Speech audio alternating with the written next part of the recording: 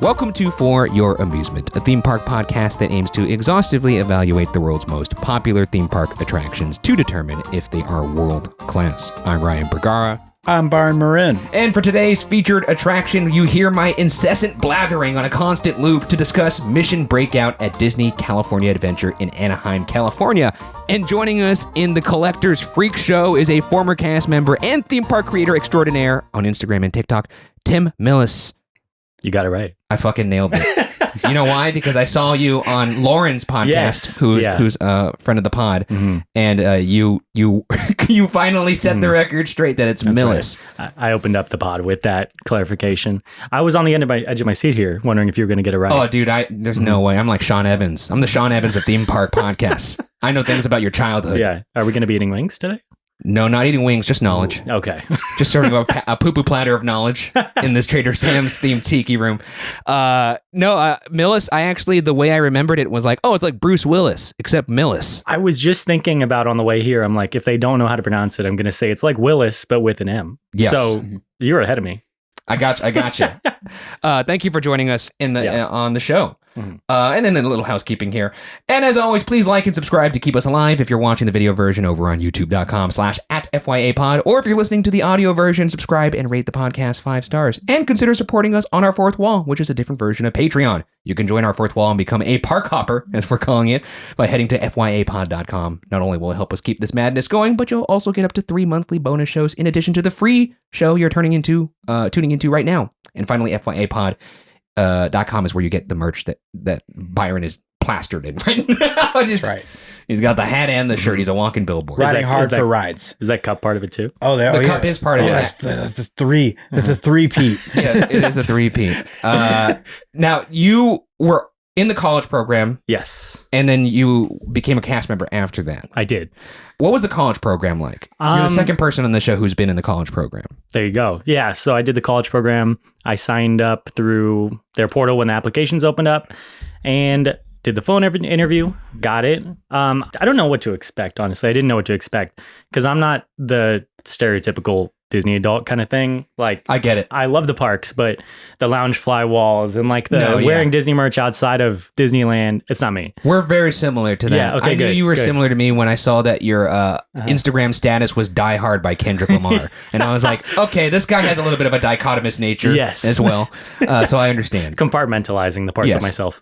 And then, I did the college program fall 2018. I was in retail at Pixar Pier when it first opened. So my first day was like the first weekend of the opening. It was madness. Yeah, I was just going to ask you, so why are you Bing Bong's #1 fan? Because I know you love that guy. I do. So much that you heard his voice every day. I did, yeah. So I don't know. I just got good at the candy side of that store. And they're like, this is your new home now. You don't get to leave. How many times did you hear? We'll play that clip right now for the audience. There is a Bing Bong like statue, and he has this spiel he does. Who's a friend who likes to play bing bong, his rocket makes you yell hooray, bing bong, who's the best in every way and wants to sing the song to say bing bong, bing bong. I imagine that played somewhere north of 50 times a day? Yeah. I don't know how often the interval was. Probably like every couple minutes. Yeah, he did a different phrase. Even more than. Yeah, probably more than that. Oh my. Yeah. And getting flashbacks right now. Can you say one sentence he said? Or have you tried to get rid of that through hours of rigorous therapy? I think it didn't work. Okay. So probably his big one was, who's your friend who likes to play? And then he annoyingly says, bing bong, bing bong. And you're like, I'm glad you died in the film. Yeah, dude. no, exactly. I'd kill you again if I could. Yeah. That's how I feel about Mater. I just watched the one of your podcast with Fresh Baked. Yeah, and I heard your disdain for Mater. I don't like him. I share it. Not to get too sidetracked, but I also don't like the Cars franchise. Hey, man, you must be happy about Mater setting up shop in Magic Kingdom. Then. Oh, yes. Stay far away. It actually helps that park, honestly. Yeah, I think it does. That park needs the help. Mm-hmm. Speaking of help, I think the Junkyard Jamboree provides that. I think one day we will cover Mater's Junkyard Jamboree. Maybe one day. The rich history behind Mater's Junkyard Jamboree. Just to hear you rant about Mater for like an hour and a half, I think it's worth it. Mm-hmm. What was harder to get into, Disney college program or actual college?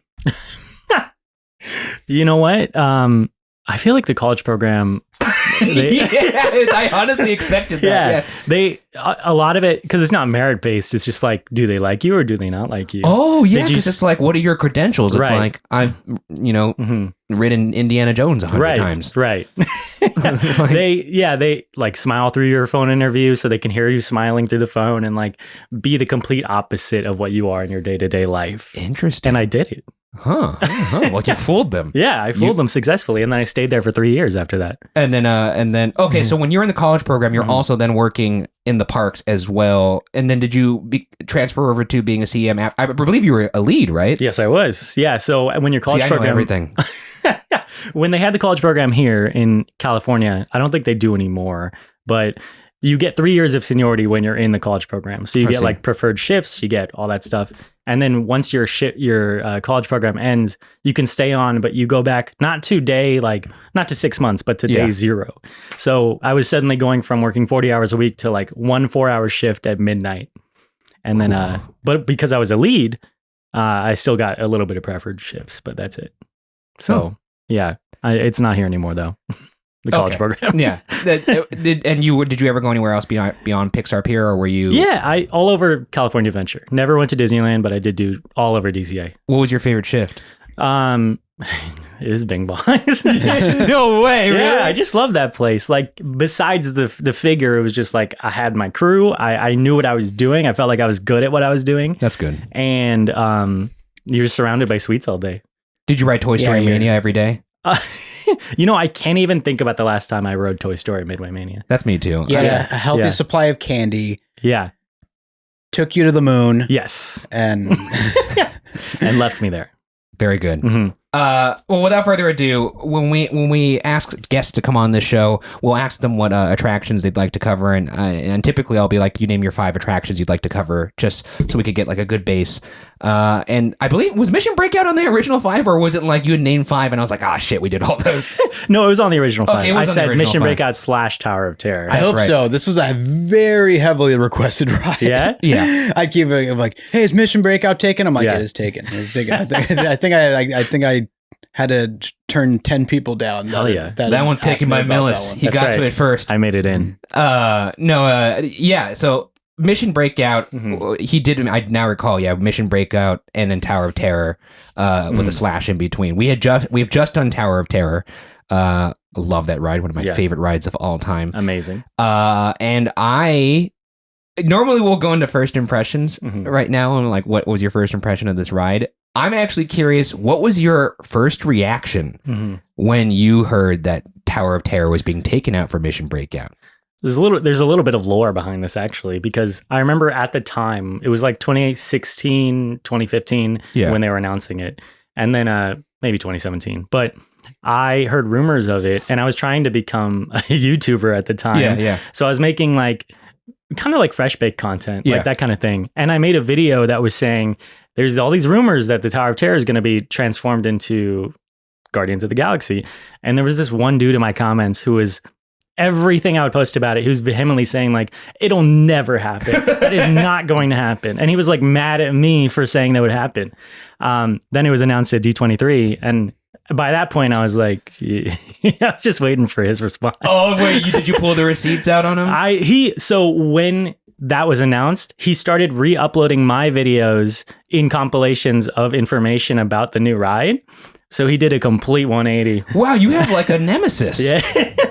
We got to track this guy down. Yeah. And be like, how did them words taste? You know, today's featured attraction has got me wondering. After imprisoning the Guardians of the Galaxy, how can Taneleer Tavon, aka the Collector, sleep at night? It must be that because he is capable of collecting all these artifacts from across the galaxy, he was able to get his hands on some of the finest sheets in the galaxy. Sheets that are miracle made. Traditional bed sheets can harbor more bacteria than a toilet seat. It can lead to acne, allergies, and stuffy noses. And, well, it's just gross. Miracle Made offers a whole line of self-cleaning antibacterial bedding such as sheets, pillowcases, and comforters that prevent up to 99.7% of bacteria growth and require up to 3 times less laundry. Using silver-infused fabrics inspired by NASA, Miracle Made sheets are thermoregulating and designed to keep you at the perfect temperature all night long, no matter the weather. So you get a better sleep every night. Miracle sheets are also luxuriously comfortable, without the high price tag of other luxury brands, and feel as nice, if not nicer, than sheets used by some 5-star hotels. So stop sleeping on bacteria. Bacteria can clog your pores,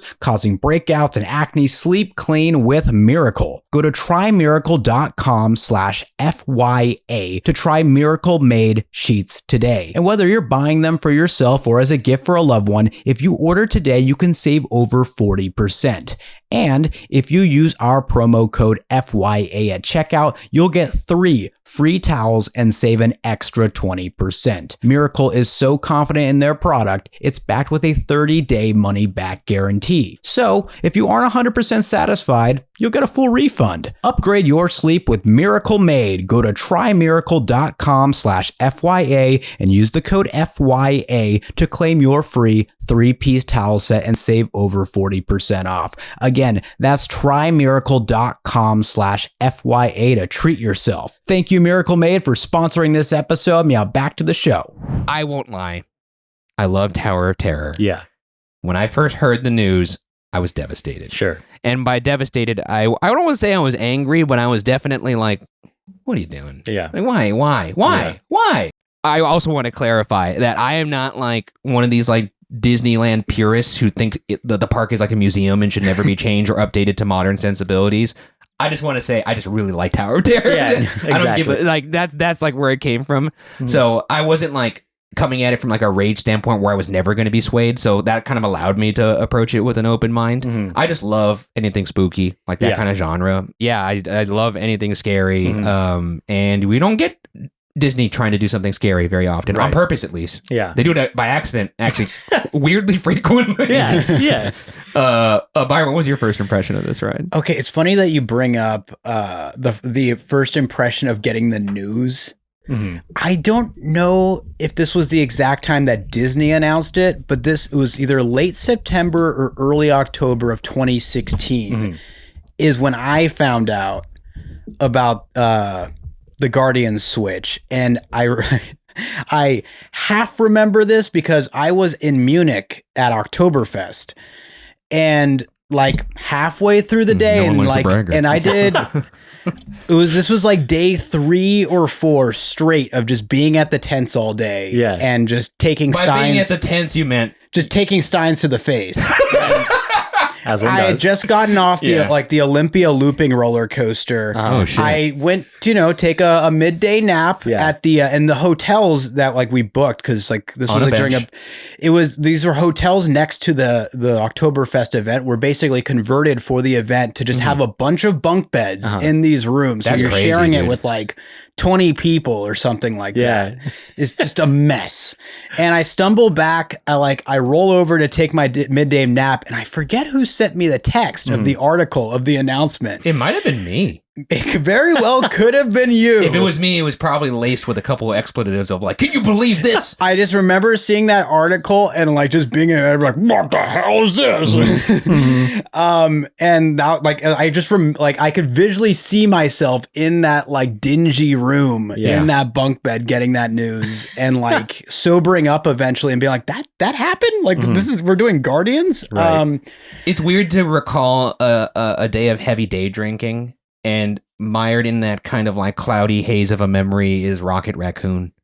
I think it's really funny to like, what happened that day, and why am I thinking about Well, especially like, I don't know. Chris Pratt? Yeah. Tower of Terror seemed like an untouchable ride. I feel like, honestly, if Tower of Terror at California Adventure, we already did the Disney World version, if that was brought into the world-class tests in like 2015, I would have said no way it gets replaced. Right. So that was shocking. It was just shocking. very shocking. However, when actually it was June for me. It opened in May of 2017. I wrote it June 11th of 2017. How do you remember these dates? Because I found a photo this morning of me on it for the first time. I was with my brother and then my friends Hal and Sarah, which was a Sunday. And for whatever reason, I guess it had been open for about 2 weeks because I think it opened on like the 27th of May Sounds right. Yeah, of that's right. 2017. Soft opening on the 25th. And we went on it like 4 or 5 times. There was not much of a line, which is Wow. crazy to think because the That is opening day crazy. was insane because we were Yeah. expecting, okay, like we got a rope drop. We wrote it like 4 or 5 times that day. I think I got 3 songs. I got multiple runs of the the Jackson Want You 5. Back. I Want You Back. Yes. And then I got We Got the Funk Yeah. and then I think we might have gotten Burning Love by Elvis. Oh, nice. Mhm. But Yeah. it's like I had the same thing with another ride that we're eventually going to cover. That's the same IP. But that first time you ride it, it's like that song. I don't know It's if it's the the one you same for you guys, associate. but Yeah, that's yeah. the one that's That's- like, oh, that's my favorite. And so I still think the Jackson 5 plays really well. But Yeah. I had a great time. Like you mentioned, like the pacing's very different. I was like, wow, there's so many more drops Yes. on this ride. And like that, you're having a great day. Like, Perpetual motion. I sometimes go back and forth on what's better, but the thing is, I love Tower of Terror at Disney World so much that I'm I guess we'll get into it later. But I think it's a party. It's a party of a ride, and Tim, that's what's how I your feel. favorite song on it? Jackson 5. Yeah, I Want You Back. Oh, no, that is close. That's pretty good. I didn't Yeah. mind. it's something about that prelude when it's like, now raise those Yeah. hands, people. Now show me those hands, people! You got clearance, let's roll! Yeah. It works so well Yeah, to get yeah. into it. What about you, Ryan? It's either I Want You Back or Free Ride. Well, just to be different, say Free Ride. Free Ride's pretty good. Free Ride might have a better drop sequence, Sure. maybe. Well, we'll get into that in the fun We'll fact. see, yeah. But there's I always mix up the songs for Cosmic Rewind in this. Hit Me With Your Best Shots also on here, right? Yes. Yes. Yeah, that actually might be my favorite because it's a banger. It's just a banger. Anyways, let's move on to some history, Byron. This is going to be interesting because we just did Tower of Terror, so I'll know some of this history. I know. So yeah, for anyone who wants like an extensive, like more extensive history on Tower of Terror, especially the original, you could check out that Tower of Terror episode. But we'll start with the opening of that. July 22nd of 1994, the Twilight Zone Tower of Terror opens at what was at the time called Disney MGM Studios. Obviously, the attraction garnered high praise in its pursuit of dropping its passengers into the 5th dimension. Also want to note, Tim, feel free to interrupt at any point. Yes. We encourage interruptions. Okay. You can just ding that bell and be like, hey, like actually you totally botched that. Well, I didn't even know, because I'm a West Coast guy, I didn't even know that Tower of Terror in Florida was that old, like 10 years Isn't that older. crazy? Yeah. It's almost 30 years old. That's crazy. At 30 year, what is 30? 30 had its 30th anniversary this past July, yeah. Wow. So, the original Tower of Terror would inspire Disney and the Imagineers to cook up new ways to use the ride system. One of these ideas was resurrected from early Euro Disney plans and was called Geyser Mountain, which began picking up creative steam by the late 90s as a means to improve Big Thunder Ranch in Disneyland's Frontierland. Rumor has it that the goal of building this was to lure guests back to Disneyland Park to essentially balance out all the crowds that they were expecting to get with the grand opening of Disney's California Adventure in 2001. Oh, perfectly balanced it was. Famous last word. Now, anyone familiar? Wait, out of curiosity, when did you actually go to California Adventure for the first time? Well, actually, when I was a kid, like, I don't remember it, but I remember seeing the Main Street Electrical Parade in DCA. So Oh, whatever yeah, I year remember that that. was, the first run. Were you brought up in SoCal? Yeah. I was born in Thousand Oaks. Oh my So, God. Yeah. Oh, so you know the valley quite well. Yeah, then. I do. Yeah. Oh, okay. I'm from the San Gabriel Valley. Interesting. Okay, yeah. And did your family go to the parks a lot, or? No. So basically, how I got into how'd you get into all Disney this? was like senior year of high school. Well, no, before that, and like for sophomore year of high school, my high school girlfriend's family went to Disneyland, and I came along. I was such an asshole about it. I was like, this is kid stuff, Beneath right? me, Yeah. And I was going to Universal at the time. Oh shit. Yeah. Got my pass for Universal like freshman year maybe, and that was my thing because it was only like 45 minutes from. Yeah, it's close. Yeah. And then Disneyland, on the other hand, was like 2 hours. Like, Yeah. that's crazy. Then senior year, someone convinced me to get a pass, and I was like, all right, sure. And I really just fell in love with the history videos, you know? So Yeah. I just started learning about the history, started going by myself a lot. up until like I became a cast member. So that was like, that makes sense. Mhm. So it's not been on my family. It's been something that like nobody in my family is a Disney person. It's just me. Maybe that's why I'm not that kind of Disney person. Yeah, that's probably why. Yeah. I mean, well, also, I love all theme parks. I'm not just solely Disney. Like I remember playing Roller Coaster Tycoon 3 like crazy. Dude, I used to love killing people. Yeah, I was a Tycoon 2 guy big time. But can you go in first person in the second one? Like where you ride the rides? No. That was my thing. Some would say I was a vengeful god in that game. I think I was a fair god. Nobody who got killed in that game didn't deserve it. Yeah. And I didn't deserve it sometimes. They just didn't like your ride. They had bad attitudes and they deserve to die. Anyways, let's get back to the let's get back to it before I say something that ends me in prison. Now, in regards to anticipating high crowds at California Adventure and potentially building an e-ticket ride at Disneyland to help bring people back to Disneyland. Yes. Anyone familiar with California Adventure's inaugural year will probably find the statement I just made to be rather comical. Mm-hmm. Well, it wasn't for Disney at the time, who were also not laughing at the dismal attendance that came the following year of 2002 with their next park, Walt Disney Studios in Paris.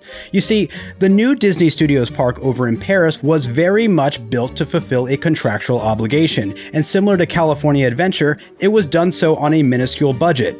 Many of the ideas that the Imagineers had come up with for Paris's second gate were simply too expensive to be included in the park's grand opening.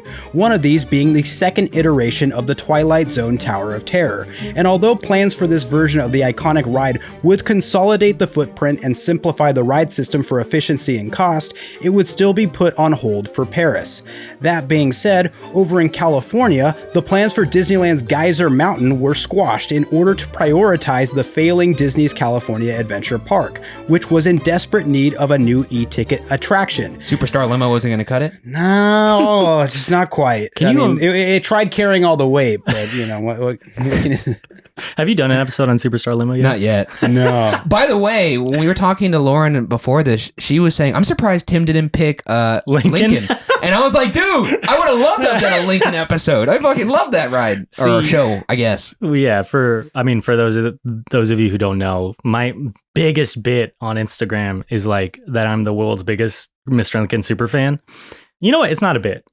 We might have to have you back on the show to talk Lincoln. Because I would love to talk Lincoln, especially now that he's going to be going. The new version. Yeah, he's going to be going toe to toe. They're going to fist fight him and Walt. Mm-hmm. The two animatronics are going to beat the shit out of each other. It's not too late, Imagineers. This is a golden idea. Walt the ride, it's going to be great. I always thought about like getting a massive like crowd of my followers together and just packing the theater for Mr. Lincoln. That's right. We're all wearing top hats. Yes. That's the one day that you're going to dress up. I should do that. You're going to just like Walt himself. I'm going to be Lincoln today. Yeah, exactly. If you cover Lincoln on this pod, we could also then get all the FYA heads out there. No. What? Say it. Byron wants me to say FYA holes. Yes. Or park hoppers, as we call them. Anybody who's a fan of this show in general. I like it. We could all show up FYA in holes. top heads or top hats. Mm-hmm. I'm so down for that. And confuse everyone at Disneyland Resort being like, what? They're going to feel like they're about to be assassinated just by seeing all these Lincolns run toward them. Right. Or that there's vampires inside of the park. And then everyone goes to Trader Sam's. That's a... Oh, boy. That'd be great? That'd be quite a sight to see 100 top hats inside a tiki room. You know what the best part about that would be? Is every time you meet someone, you'd be like, nice to meet you, Mr. President. Thank you, Mr. President. Nice to meet you, Mr. President. Thank you, Mr. President. Excuse me, Mr. President. I don't think you understand how this needs to happen. I'm down, dude. I can't resist a stupid idea. Yeah. And this is stupid. This is a dumb idea. No, make no doubt. But I'm totally in. Mm-hmm. We'll have to do that to celebrate Lincoln. Please. And before I forget, one thing about the history thing. Can you imagine how bad the opening for DCA would have been if they did make that e-ticket in Disneyland? Nobody would have gone to DCA. I know. It's the funniest idea to be like, how do we get these people from California Adventure into Disneyland? What do they want? Just like, I would have given anything to be a fly on the wall at the headquarters in Burbank when this was all going down. Right. When they were watching those attendance numbers come in and they must have just been panicking. It's like election night. Yeah, except it lasted like all year. Just like, holy shit, people are not digging Superstar Limo. How could we have foreseen this? Right. We'll move Superstar Limo to the Big Thunder Ranch. Exactly. Balance things out. We'll build a second Superstar Limo. That's the answer. I can just see them like taxi. looking at a big model and they have the Geyser Max. They're like, you know what? Let's take that guy. We'll put it over right here. The Geyser Mountain concept art, by the way, kicks ass. I wish It would've- looks so cool. But anyways, ironically enough, that ride system would make its way over to California Adventure in the form of Tower of Terror, because they needed to prioritize the failing Disney's California Adventure Park, which was in desperate need of a new e-ticket attraction. On February 8th of 2002, the Disneyland Resort president, Cynthia Harris, announced a new major attraction that was destined to save Disney's California Adventure, which was obviously A Bug's Land. In addition to that, it was also announced that the Twilight Zone Tower of Terror was being built as well. And at the time of that announcement, it technically already was. The ground had already been cleared for where the Timon parking lot once stood at the end of 2001, and construction for Tower of Terror would take place all the way through 2003. Please welcome the CEO of the Walt Disney Company, Michael Eisner.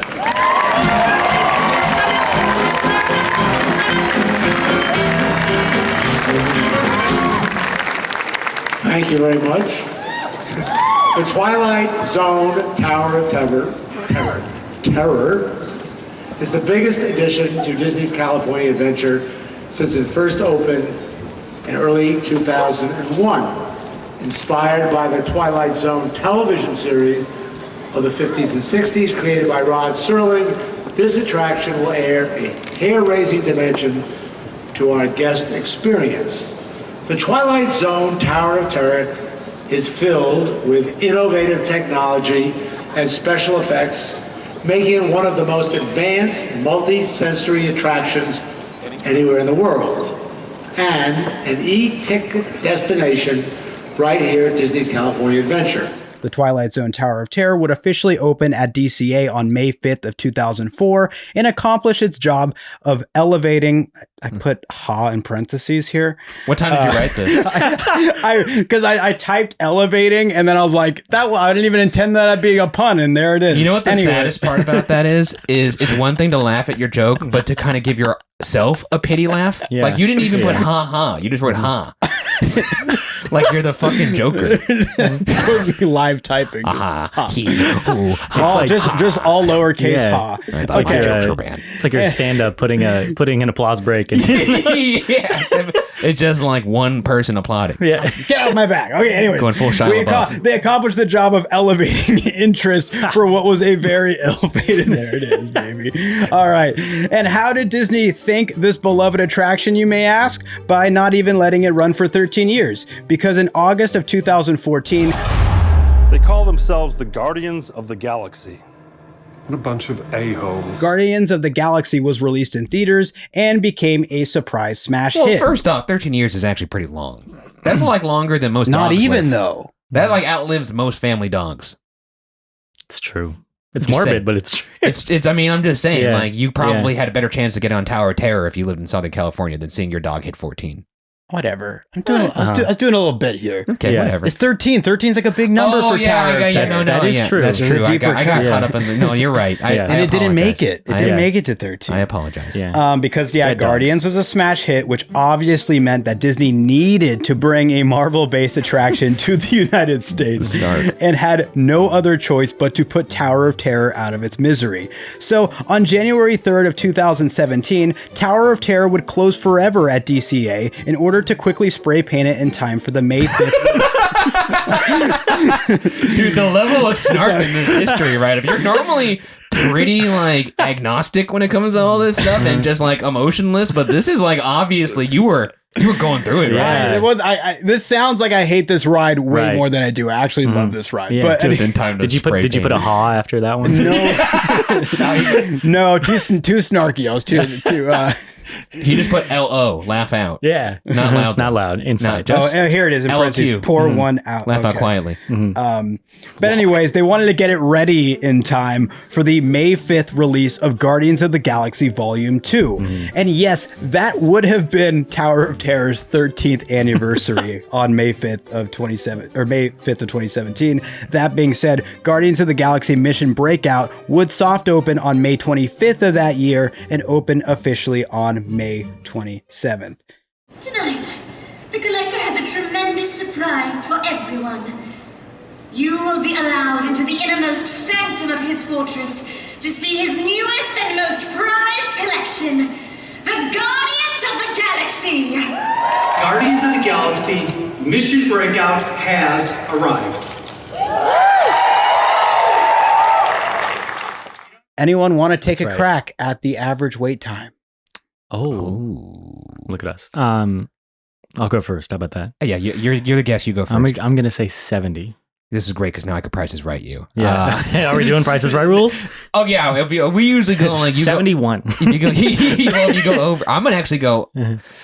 That seems too high for me, honestly. I think it's about 45 minutes. That would be my guess. We got 53. There it is. Look at that. I've seen this ride actually be somewhat low, surprisingly. Really? And which is it's even more surprising because there's not a lot of rides at California Adventure, and the ones that they do have, they're not the most amazing. In fact, well, I will say just a stone's throw away from this ride is perhaps one of the worst rides ever made in Disney history, in my opinion. Web Slingers. But spoiler alert. We're gonna do that episode one day. Gotta do that episode. I'm gonna have a drink when we're talking about that one. That's right. I was hoping there would be some Coronas here, like I saw in a different episode, but I guess not. That's because we're not familiar yet. Yeah. After we do the Lincoln ep, we'll have Coronas. Yeah, because everyone knows we have to get some sort of like 1800s liquor. That's right. Yeah, a drink fit for a president. Yeah, although we'll hide it under our top hat, and that's how we'll sneak booze into the park. That'll be the first time a guest ever drinks on this podcast. Oh, there we go. Because even with the Corona, that was it was virtual. Right? Yeah, Poseidon was not in the room. That's true. You're right. I completely forgot about that. That's what Walt would have wanted. That's right. I can buy the 70 minutes if you were to take like the average wait time from the last year or two. Yeah. I would buy that because every time I check the app now, that thing is like somewhere in between 70 to 90 minutes. Let's check it right now. Let's do it. But the initial years, like I said, like I went on a Sunday 2 weeks after it opened. I went on it 4 times. Yeah, sometimes it's ironic though that the weekends are less crowded than the weekdays. I think because some people expect it to be super crowded on weekends, so they don't go. And then nowadays, it's even more expensive for the tickets, so they've just spread everyone out across the week. What do you think the wait time is at right now? Oh, 45. I'm gonna go 65. This is actually the more common. It's down. It's down. And we are back. It's time for some fun facts. And once again, feel free to interrupt at any point. The ride is a little over 2 minutes long, with a drop of 131 feet, moving at 39 miles per hour, faster than gravity because the shaft is actually being pulled down by wires. Oh, yeah? Is that similar to your setup, Byron? The shaft being pulled down by wires. That's right. Faster than gravity, huh? And a ride capacity of about 1,700 riders per hour. Pretty good. That's also because they have 6 vehicles. Right. Because there's 3 shafts and sometimes. And they move forward and they move back. And sometimes, and they're able to. That's why there's 2 floors in the boiler room, so that they can have one shaft be in, or one ride vehicle be in the shaft, and on the other floor it'll be moved backwards because. I don't know if you know too much. Well, we'll get into that. Okay. Can we use a different word instead of shaft over and over again? No, I prefer to use that. I don't know why you have a problem with that, Tim. The drop tower. No, I love shaft. It's amazing. Yeah, it's very good. It's an impressive one. The biggest one you've ever seen. Okay, I could not find the cost of what it cost to reskin this ride into the Guardians of the Galaxy retheme. I imagine it was a pretty penny, though. They had to pay all of the main cast, which, by the way, next fun fact, all of the main cast reprised their roles in this, and the extra footage was directed by James Gunn, who directed the first 2 films. Hey, everybody! What's up? This is exciting for me. This is the best time of all my entire life. A lot of kids, when they're kids, they dream of being writers and directors, and they dream of winning Oscars. For me, I dreamed of this, of having a ride at a Disney theme park based on movies that I helped to create. So I am really happy to be here. I have had an amazing time working with the Imagineers over the past year and a half or so to create something special for all of you. I think that people have really enjoyed watching Guardians of the Galaxy Volume 2 for the past few weeks in theaters. And this is a chance for all of you to be able to come into the world of the Guardians, to experience them firsthand, what it's like to be with them, and to help them out of this jam that they're in with the Collector, this no good jerk. So they really went hard in the paint. You can actually see the behind the scenes of the making of this ride video, which is very rare. Yeah, honestly. they don't usually do that. They don't usually do that. So that's kind of cool. They featured a little bit on Imagineering Story. Oh, yeah, that's right. Yeah. I guess important to note, right? Cosmic Rewind does not have Bradley Cooper, right? That's someone else. I think it isn't. Yeah. Correct. Yeah. It's just Mission Breakout. Yeah. The backstory of this ride, Tavon the Collector has kidnapped the Guardians of the Galaxy, among other galactic creatures, and Rocket needs your help to bust them out because he has no human hands. This plan won't work unless you help. I don't have clearance. My hands don't scan. Yours do. If you raise your hands, I get the clearance and the chaos begins. It's a foolproof plan. He just has. They don't scan. They don't scan. Your hands do. It's a foolproof plan. Anyways, the tower is 183 feet high, aka 20 stories, aka a little under 26 Shaquille O'Neal's. But the ride also extends 40 feet. I was lost until you said that. I No, was like, this is my lifelong petition to make things in metrics of shacks. I have not been recognized yet in the scientific community, but I imagine one day I will. But as it stands now, yes, a little under 26 shacks. But the ride also extends 40 feet underground. Kind of cool. Is that like just foundational stuff, or does the elevator shaft actually? I'm not really sure. I just know I think I just know it extends to 40 feet underground. You know, I got the replacement. The gantry. You call it the gantry. The gantry. Sure. Oh, for the shaft. You know what? Suddenly I'm all on board with shaft. That's so much easier. If you can get past the not laughing and being mature, like this shaft is 26 shacks tall. And I'm not gonna lie, I was like, there's a little bit of trepidation going to this episode. I'm like, Byron, be an adult. Right. Yes. It's a tall order for us. This is the tallest attraction at the Disneyland Resort. Is it really? That makes sense. I mean, I don't know why I doubted that at first. I feel like it's the first thing you see. Yeah. I mean, my heart Matterhorn is, I guess. How tall is Matterhorn? 140, I think. I think it's around 140. How many shacks is that? I don't know. I gotta get my shaculator out.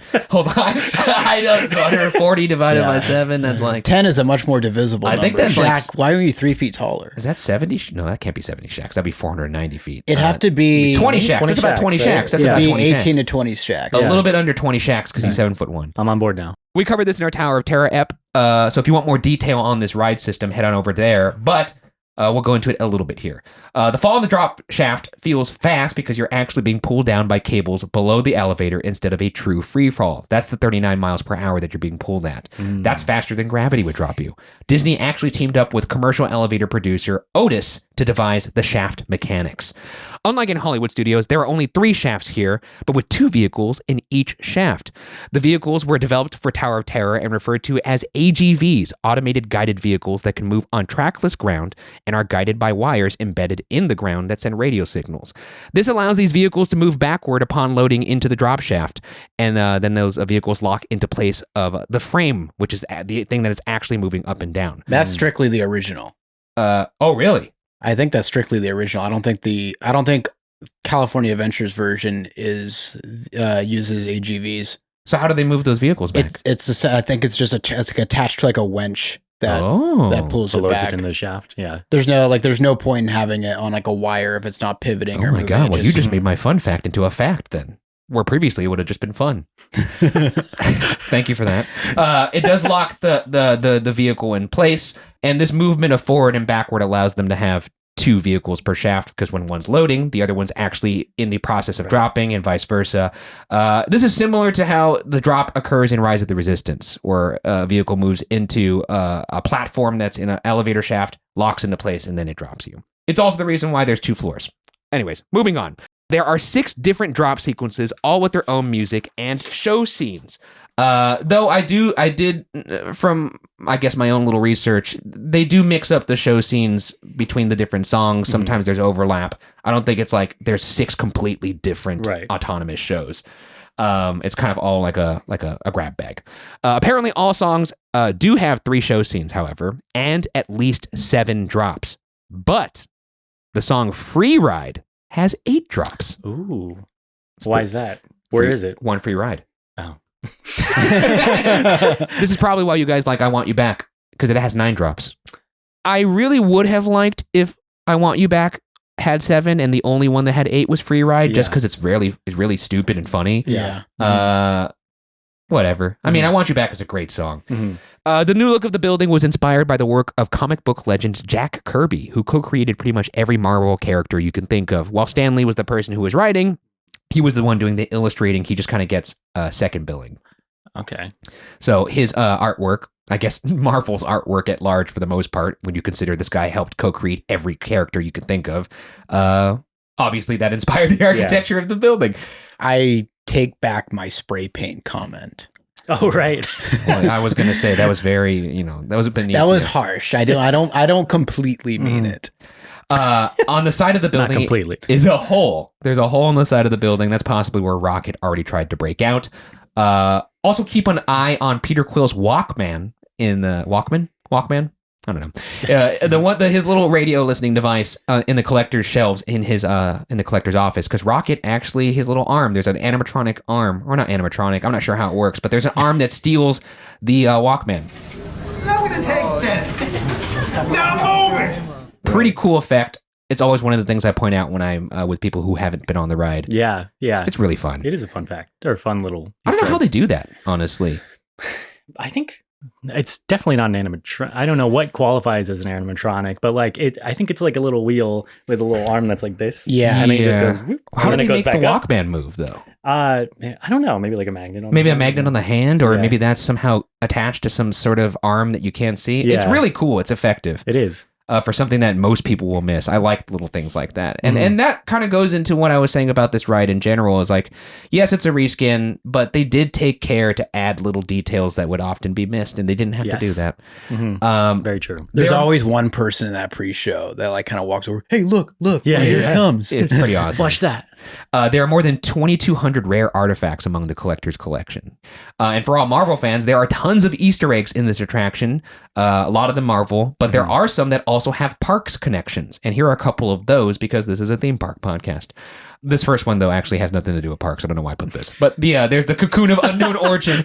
That's implied to be the cocoon of superhero Adam Warlock, who was portrayed by, oh my God, what is that actor's name? Will Poulter. Will Poulter. From We're the Millers. That's right. From We're the Millers. We're the Millers fame. That's like Midsommar, dude. Oh yeah. I forgot he was in that. He's in The Bear. He makes pastries. Oh, he was, The Bear's great. Not to tangent, but... Yeah, a similar cocoon appeared in both Guardians of the Galaxy and Guardians of the Galaxy Volume 2. Cosmo the dog, a cool little animatronic, is also in one of these little collector cages. One fun detail that kind of hints at his kind of... strained relationship with Rocket the Raccoon. You'll notice that the collector was nice enough to give Cosmo a little blanket and bed in there, and also some chew toys. But there's one chew toy that has all the stuffing torn out of it, and it's a raccoon. I didn't know that. Very fun. The exterior queue. Speaking of, you're going to love this, Tim. So just try not to flip over the table over when you hear this out of your excitement. The exterior queue features the Gardens of the Galaxy. And among this garden are audio artifacts that are playing over the speakers. And one of the things that's playing is Lincoln's Gettysburg Address. Lincoln was Walt's favorite, as it is Tim Millis's favorite. Yes, it is. And he was also Disney's first audio animatronic in human form. Lincoln was. So it's kind of cool to hear the Gettysburg Address out there. A little random, honestly, if you don't know what's going on. You're just like, is that the Gettysburg Address? Well, now I'm sure this was the right ride to pick. I was going to say, I'm like, this is your plan. It was the long con. It's weird to hear Lincoln's Gettysburg Address when you could see in the distance Pym's Test Kitchen. Yeah. Have you heard and the music they play from that they like gathered from other parts of space? And the lines like, it's fun. It's really fun. In one of the tanks along the roof, I somehow did not know this, and I'm going to look like a hawk next time I'm in the park. In one of the tanks along the roof, very high up, is Figment, a Disney character from the defunct Epcot attraction, Journey into Imagination. Somebody on the... and by defunct, I mean like the original one. It's still there. Somebody on our fourth wall posted a photo of this, I think, this morning. It's murky. It's a very murky little cage, and you could make out the shape of our favorite little purple dragon. I'm only going to assume that cage is murky because he's in there just farting his ass off. Well, that's implied. Which he very rudely did in my face, and I'm not a fan of it. The nose knows. It certainly does. The masks on the wall depict various celestials. This includes Esson, the Searcher, Asarim, the Judge, Gammonon, the Gatherer. And by the way, sorry, Marvel fans. I'm a Marvel fan, but not like a comic book like guy. So if I'm mispronouncing any of these, don't kill me. Jemiah, the Analyzer, and Xeron, the Tester. The reason why I bring up those names is because Esson, the Searcher, that's the main antagonist from Mission Breakout's spiritual prequel, Guardians of the Galaxy Cosmic Rewind. So you could see his little mask in this lobby. On the collector's desk is a maquette of the Hellhound from the Haunted Mansion. On the shelves in the collector's office is the head of a doll from It's a Small World. And also, there's a book with a Hollywood Tower Hotel bookmark inside, as well as the hat of a bellhop wedged between two things in a little shelf there as well. Obviously, just little nods to what was once there. Right. Also in there is the head of Tom Morrow, a robotic character from the attractions Rocket to the Moon and Interventions. There's also legit vintage maps of Disneyland in this office. Lots of cool stuff in here. The book Migration Patterns of Earth's Avifauna by Rhodey is obviously a tribute to celebrated Imagineer Joe Rhodey, who assisted in developing Mission Breakout as his final attraction for Disney. And the title of the book may reference Rhodey's work for Disney's Animal Kingdom. On the collector's desk is an invoice from XS Tech, signed by company chairman L.C. Clench. This is this is a kind of like in the weeds reference to extraterrestrial alien encounter. You'll remember that from that episode of this show. If XS Tech made it into the Marvel's universe, I might start watching it again. Yeah. No, dude, that would be good. And obviously the most in-your-face Easter eggs are there's Harold, the former abominable snow. Sorry, I'm not thinking. The abominable snowman from Matterhorn. He's in the storage room, as well as Dolores the octopus, who was one of the significant others from one of the Country Bears in the Country Bear Jamboree Vacation Hoedown. That was an overlay of that show, and there's a octopus girlfriend, and that octopus is in this storage room. Did I just assume it was like a submarine voyage ride octopus? Yes, you did. That's more plausible. That's in fact the romantic partner of a country bear. Huh. Oh, I don't believe you. Well, I'm just kidding. You could check me on it. There's a backup pre-show video in case the rocket animatronic is down. I've seen that happen before. It's always very sad. This ride also sports a Monsters After Dark overlay during the Halloween season, which does kick ass, by the way. It does. Only one song, but... the premise of that is they have left Groot behind by accident, and Rocket's going back to find him, but all the monsters have escaped, obviously. Very similar to the climax of Cabin in the Woods, kind of. Go ahead. Oh, no, I was just saying, it's really funny because essentially you're just bait for the whole ride. Yeah, for real. It's just like, what is it? Because the monsters go after the heat signatures or whatever. Yeah, something like that. So there's like, you're just getting thrown around as bait. I was going to say I always thought they should have a Christmas overlay where the Guardians go back in to leave gifts for all the monsters in there. So that's what they've laid the groundwork. They did the Christmas special. The Christmas film. Yeah. And if you, in the Tower of Terror episode, we mentioned this, but we were talking about what would be a cool theme of this ride. Cabin in the Woods ride would be crazy. It would make no sense in a Disney park, but like a theme of Guardians? Yeah, that's right. Yeah. If it was all because all the monsters escape in that film. I think there's this old show that would be really good. It's called The Twilight Zone. Oh, yeah, I heard of it. Black and white, right? Yeah. Also, apparently, this is just, I don't know where I gathered this from, but I did see someone swear that the ride audio is better in row 1 or row 6. Because it's pretty hard to hear it sometimes when people are screaming. So row 1 or row 6. I don't know why. Maybe that's where the speakers are situated. I have not thought about the audio experience from a different seat. No, I'm not going that. I mean, like, I'm just thinking I'm going down real fast. Yeah, because row 6 is essentially the first, like the front row too, right? Is that how it works? Yes, because it's 1, 2, the way it loads. It's kind of a confusing system. Oh, the middle loads into the back. Yeah. I always like prematurely celebrate when I think I got the first row. Right. And you didn't. Moving on to armchair engineering, what's one thing you would possibly do? I have one more question. Oh, you have one more question? You ever seen a gnome in the line? There's a gnome. Oh, okay. You got to specify. I mean, I thought you were just asking in general. Yeah, I'm like wondering, is there any, like, I was wondering if you guys have heard about this gnome, know any significant, there is, if you go into the lightning lane ride. Like no context.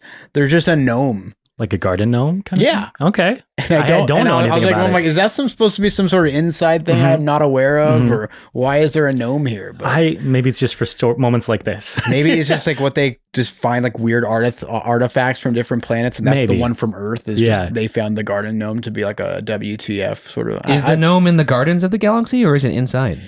I guess it would technically be Guardians of the Galaxy, but it's on the right side, like as if you were in the Lightning Lane line. Oh, so that's why it's in the Gardens of the Galaxy because there's a gnome. Are you saying the Gardens of the Galaxy? Gardens of the Galaxy. I love that. That's what it's called? That is what it's called. I didn't make it. that up. I wish I did. Yeah. It is called the Gardens of the Galaxy, so it makes sense that makes have a garden gnome. You nailed it. We solved it. You did it. Well, I'm keeping an eye out for that gnome. Yeah, and he's keeping an eye out on What a you. great opener. You guys ever seen a gnome? Yeah. You ever seen a goblin before? Like, what's in that mug, dude? All right, armchair engineering. What's one thing I would do, or you guys would do, to possibly make this attraction even better? If there's anything that comes to mind. Byron, go first. Oh gosh. You could pass too. If you can't think of anything, because I got one locked and loaded. Okay, go for it. There we go. I tried to. Maybe this is me just trying to recapture the magic of Tower of Terror. One of the things I did like about that ride, and I get this is more of a party feel. It immediately starts like the ride literally has rockets starting with putting the plugging in the aux, right? And then we hear the music and then we blast off. I liked the dark ride feel portions of Tower of Terror before the ride actually begins. I would like to bring some dark ride scenes back into this, and I think they could lean into the heist aspect. That's like if you could even add like the fun little bongo drums, like the heist feel. Yeah, this is a breakout. If you could get the process of breaking out before you actually then start going up and down, I think that would improve the experience a little bit more. Like maybe move some of the exposition from the pre-show into the ride. Yeah, or maybe like how they had that long hallway in Tower of Terror. If you had a show scene there, something like that, you could maybe see them sneaking around. I don't know. I just feel like there could be some story elements added to the beginning of the ride because frankly, not everyone's paying attention, even in the pre-show room. You'd think they'd be all looking at a walking raccoon. But I feel like most people get on this ride still and are like, what's happening? Yeah. Why do I have to raise my hands? Right. Mm-hmm. All right. I figured it out. Okay, let's hear it. Let's hear it. They need to extend the interior. Like they could keep a little bit like the outer rim of the gardens. Yeah. But all those switchbacks in the middle, that would be my idea, is to extend that so people have some like legitimate time to actually watch the loop of the. Because when you go inside, you're pretty much getting put into the collector's office within like 5 minutes. There's barely any space there to spend any time, so you're not getting. That's a good. You're very lucky if you get get any, and like sometimes you're like walking like halfway through it, you missed a bunch of the exposition. So you spend so much time out there and switch back. Just extend that building a bit. Maybe put a couple extra monitors so people could actually get the full experience of that. That's a good point. All that setup. I don't think I've seen the whole. I've seen the whole video that plays in that first room, but the amount of time that you're in there is not. You don't see the whole thing. No, because you're waiting outside, looking at that gnome, and hearing the Gettysburg Address. Two things that naturally should go together. Right. I didn't realize that you could be literally looking into the eyes of a gnome and hearing Lincoln being like, "Our country." Once in a lifetime. I really hope that gnome's still there, or else I'm going to feel like they should make that gnome look like Lincoln. That'd be great. Yeah, an oxymoron. Anyways, do you have anything, Tim? Well, building onto what you said, I thought you were saying that the outdoor queue should be extended because every time I see it, they have to pull up the extended queue. So it's like like the rope. Yeah, the ropes. And also the Lightning Lane side. What is the Gardens of the Galaxy? Is that side? Yeah. Thank you.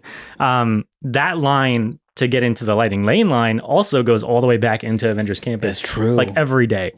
So So, it's worth you can do the stanchions all you want, but like make it bigger. You make people wait where the theming is. Yeah, exactly. Yep. And then inside, I always thought when you're in the boiler room area, you see all these like walkways up above. Yeah. If they had like, maybe it's too much to ask, but like if the break room was on the other side of it and the cast members had to like walk across the things, so it looks like the it looks like it's more full of life. Like you're seeing workers walk through the actual place. Or even if they added like some like a moving conveyor belt up there with animatronics, just to add some kinetic energy to that room. Like the Star Tours line kind of Like the Star Tours line. Yes, exactly. Mm-hmm. Yeah, that would be nice. Mm-hmm.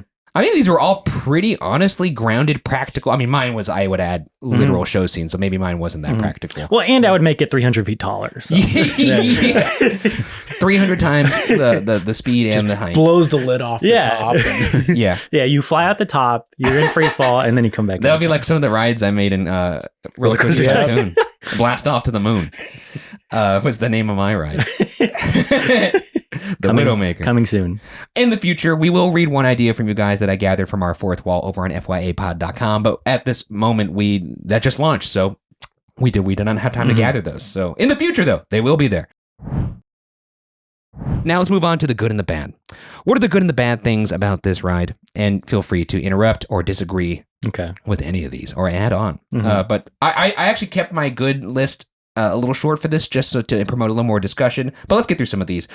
First good I wrote, much like the tower, the queue of this ride, spectacular. Yeah. There is so much to see. The details hidden in every nook and cranny. I said this about Tower. I believe this also for Guardians. It's one of the few rides where if I had the chance, I would spend hours in this queue just looking through every little detail. I love Easter eggs. I love hidden details. And this is chock full of them. It's the place to be. Even though I'm like I love the Guardians of the Galaxy. I'm not like a super fan by any means, but I still think I would have so much fun. And then I could, have time to scale those cages so I could get up to Figment. not to set him free. Yeah. Just mad dog him. That's right. And be like, this is what you get. Yeah. This is what you get for farting in my face. Open that case and just get a whiff. Yeah. you belong in here. Yeah, exactly. I'm glad they finally locked you up. All right. Then I love the collector's boxes. Speaking of those boxes. Yeah. I love the vertical nature of the lobby area. Like it really feels like an expansive space. It does. The things hanging down really add to it. There's like plants and whatnot. It feels like it's brimming with life. And like Byron said, I wish we had more time in this room, but it's a spectacular room. Yeah. And the Q video is done well. The Guardians of the Galaxy. This is all your fault. Oh, at least you get a really cool sign. Check that out. Oh man, they got my name wrong. It's not Peter Quill. It's Star-Lord. Although they do call me the leader. Yes, because you led us into this trap. Hey, I thought the tour sounded fun. It is. It's a well done video. It is. And there's a painting of Jeff Goldblum in there. That is true. He's playing the card game or the board game with the collector. Yeah. Right? That's crazy. Someone's like slapping the dice or whatever off the table. Or they're brothers, right? Is that what the lore is? Oh yeah, he's like best friends. Yeah, he's brothers, I think, with the collector. Yeah. Okay. Yeah. Again, don't come for us, comic fans. Yeah, I know. And they're like, oh, actually, yeah, I don't know. Maybe they're third cousins. They might be. They are related. How about that? Yeah. Figment. I just wrote him. He's a good. I love that guy. He's funny. He's a great. He does deserve to be locked up forever, but I do like him. The rocket animatronic. That whole scene is spectacular. Yes. Very good. Let's you this guy. Hearing you incessant slandering and a constant loop was big motivation for me to escape. Ouch! That was not part of the plan. What? Of course I escaped. For those of you who have not been paying attention, the name's Rocket, one of the Guardians of the Galaxy, the smart one. That was actually the thing I was most impressed by this ride. Because I was like, okay, this is going to be like a reskin. Most of it's going to be screens. I can't imagine they're going to do like a Chris Pratt animatronic or something like that. But the rocket animatronic, I was truly blown away by this. Like I did not expect that at all. Yeah. It's so well done. He falls out of the vent. He does his little spiel. It looks like he's walking. Yes. I think mentioning the vent, like it's not necessarily the most, it's no shaman from Avatar. No, it's not. No. But the ways they have him interact with the environment, like with the sound effects too, falling out of the vent, you hear him like say, ow, and then he hits his head on the pole and stuff. Yeah. It makes him feel more real, even though he's not, like probably with the lights on, he looks like a stuffed animal. No, but, yeah. No, it's, it's still cute. You connect with it. Yeah, It works. exactly. Which is why it's such a shame when the animatronic isn't working, because then you get the pre-recorded video, which still does, deliver the information that you need. But it's so much cooler to have a pre-show spiel delivered to you by an animatronic. The only other ride I could think of that does that is Secret Life of Pets over in Universal. Well, I could think of one in Disneyland, which is a Smuggler's Run. Oh yeah, Hondo Anaka. Yes, yeah, that one is a cool animatronic too. That's not this episode. Yeah. No, but I will say I think my success rate of getting the working rocket is much higher than it's very rare, which makes sense because I think there's only been maybe one time that I haven't gotten the working rocket. It's rare that it's down, which I think is really impressive. Right. It must not be that advanced of an animatronic, but boy, is it effective. A little furball. Yeah, he's a it's just also, the storytelling is really funny. Yes. Like just the set, like, because the collector is just so smug about everything. You are now standing in my private office. I know. Right, Carefully scrutinize each and every piece that comes to me from different parts of the galaxy, and let's use this guy. You're now standing in my private office. Yeah. And it's like, what are you getting at, collector? Yeah, what the hell's guys, going on here? I'm not touching anything in here. But like, it just feels like you're a big like part of an inside joke. Yeah. Like it's very tonguey. Like just he gets muted. And, Yeah. Mute that guy. Incessant blabbering. This is real highly contributed to me getting out of here. Yeah. And great motivation to escape. No, exactly. And the presentation, it looks like it's made by Rocket. It's like really. Can you curse? It's fun. Can I curse on here? Oh yeah, absolutely. It's real shitty. Like it's supposed to be that way. Like he drew on it and shit. Mm-hmm. Yeah, it's like it's like a fucking crayon on it. It's really good. Yeah, I'm a sucker for like any kind of like here's the heist, here's the plan. Listen up. He's gonna put you on a gantry lift for your tour. I'm gonna sneak on top of your lift and take us all the way to the big old generator control room.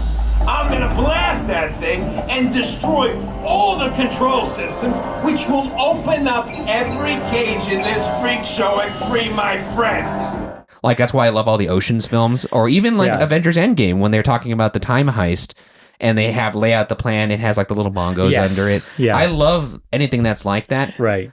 Which is why this scene works for me, and why I kind of wish I would have seen it in the ride a little bit. In his like silly drawings where he shows like Mantis picking him up and stuff like that, does he like, I feel like does he like write quotes from them like, thanks Rocket, you're the best or something like that? One of the funniest things something about like that, something in that like pocket. I don't know exactly what he wrote, but I'm it's pretty sure he also in his drawings, which one of the which is a raccoon, he puts an arrow that says me. Yes. Oh yeah. As if we weren't gonna. Which one is he again? I thank you for that visual aid, Rockin'. I would have never guessed that you were the fucking raccoon.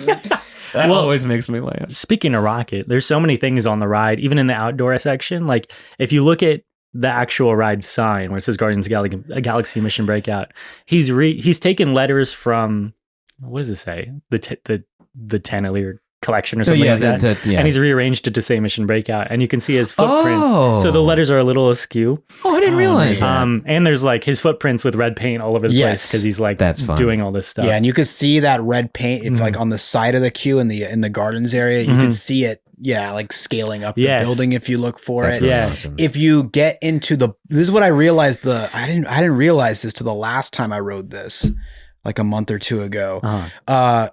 On the left side of I guess it's not the boiler room anymore, but I don't know what the heck they call it. But basically, like right before you board, the storage room. There are there are red paint buckets near where I think Harold, the Abominable Snowman, is. And you can see that he accidentally knocked one of them over, and that's why he has all those paw prints in red. See, especially after Guardians 3 too. I love Rocket. That was so sad. That's so depressing, dude. Jeez. We talked about it. The swiping of the Walkman. Love that. Just love little details. Plus the attraction, as Walt would say. The care that went into retrofitting this attraction. We mentioned this too.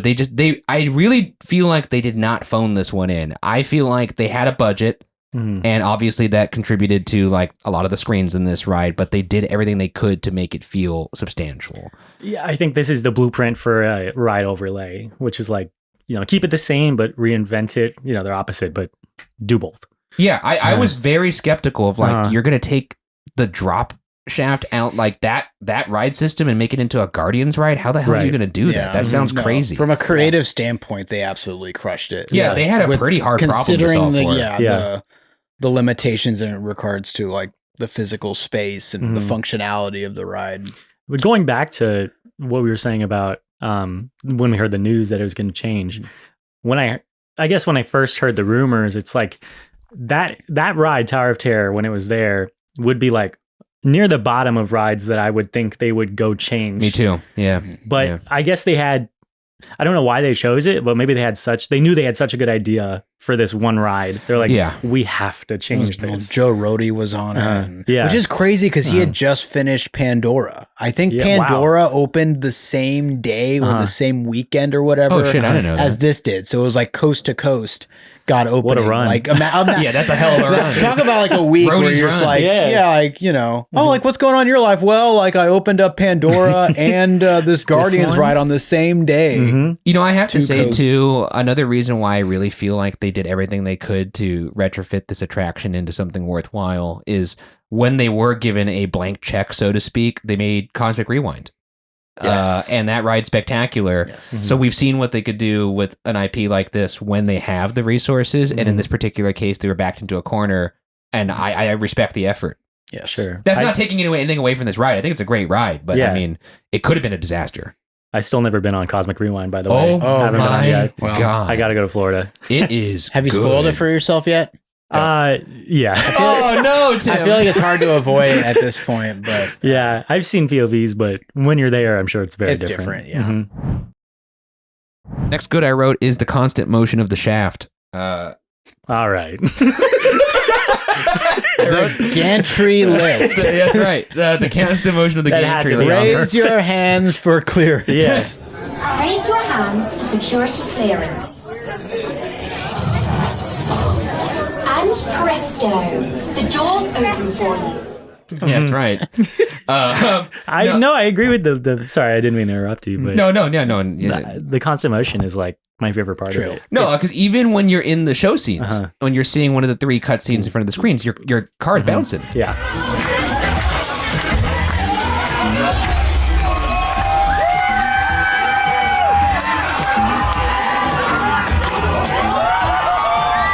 It's amazing.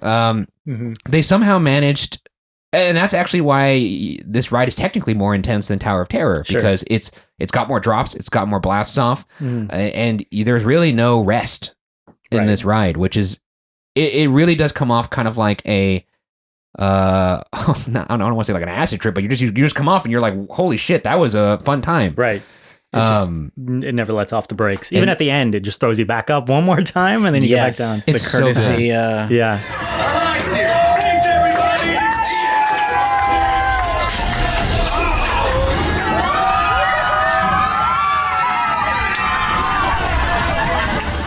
I think when they filmed this, they like used different like cameras, like on like essentially on like basically like to basically match the eye level. Oh, to give dimension also. Yeah. To the, so when you're bouncing, it's the video does like it's like a parallax effect. Yeah, it's kind of like a parallax. Exactly. The playlist, obviously, that's a no-brainer. That's I don't know how they do this. I'm actually curious how they do this even with the films. Whoever is like the person who's like the music licensing person who is picking out these tracks for the films, and in particular this ride, nailing it. I heard it was all James Gunn. Like it's that's just all crazy him. to and me. What I heard too is he would, when they were picking the song, maybe he already had them, and this is, I got the story mixed up, but he definitely went on the ride with headphones with the songs that he wanted to play. Oh my God. And just like saw how it was with each song. That's could you imagine a greater day at work? Oh right. My God. I can't imagine. Let's put on my AirPods. Let me get my entire Spotify library fired up, and I'm going to ride this ride 18 times to my 18 favorite songs. The Star Spangled Banner does not work on this ride. Gettysburg Address does not work on this.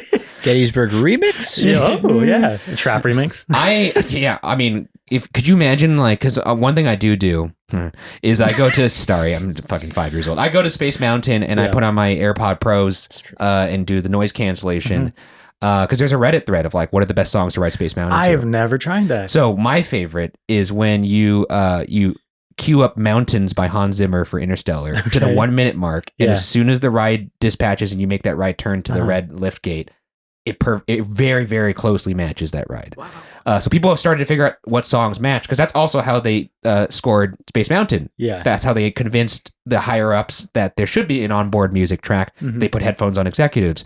So to hear that James Gunn did that himself, God, that must be so much fun. It makes me tempted to do it myself. Right. I want to know what songs got close but didn't make the cut. You know. Could you what if there was a song you could add to this playlist? And it doesn't have to be like in the Guardians theme. It could be anything. Well, I'm the world's biggest Kendrick fan, so I think Kendrick. Dara would be kind of crazy to this. Yeah. All Right would be good. That would be a good one because it's kind of more upbeat. Yeah. King Kunta would be pretty good, actually. And 95. Ooh, that would also be really good. Yeah. What about? Let's get a super slow song in there from anybody. Let's put Driver's License by Olivia Rodrigo on this one. yeah, some Hot to Go on it. You know, that could be a party. I'm trying to think of something during the era of like a lot of the songs that are in Guardians that would work as well. Like they 70s, could. 80s. I mean, they've used Fleetwood Mac in Volume 2. I think Right. I'm trying to think of a Fleetwood Mac song that would work. Maybe "Go Your Own Way." Go Your Own Way. I don't know. You know what would The be good Chain. is Rock The Chain would Lobster. be badass. Rock Lobster Rock by Lobster. B-52s, because there's kind of a spooky element to that. That's right. And I think it would pair well with the red lighting package. Yeah. Like the part, if you were falling when it's going, good. It's real good. When you said lighting package, this is a complete tangent, but when I'm waiting in line right before pre-shaft, when you're on the numbers and you're about to go on the ride, if you see that little light that's like the indicator light, it just says Philips on it. So it's like a Philips Hue light. It's just funny to me that they... I didn't realize that. That's pretty good. I think maybe they just left that there on purpose. Maybe. They're having fun. No, but the playlist is incredible. And I also like the fact that this is a Juicy Exclusive. There's only one, and we have it. Oh, I was like, what did you just say to me? A Juicy Exclusive. No, now I heard you. That's right.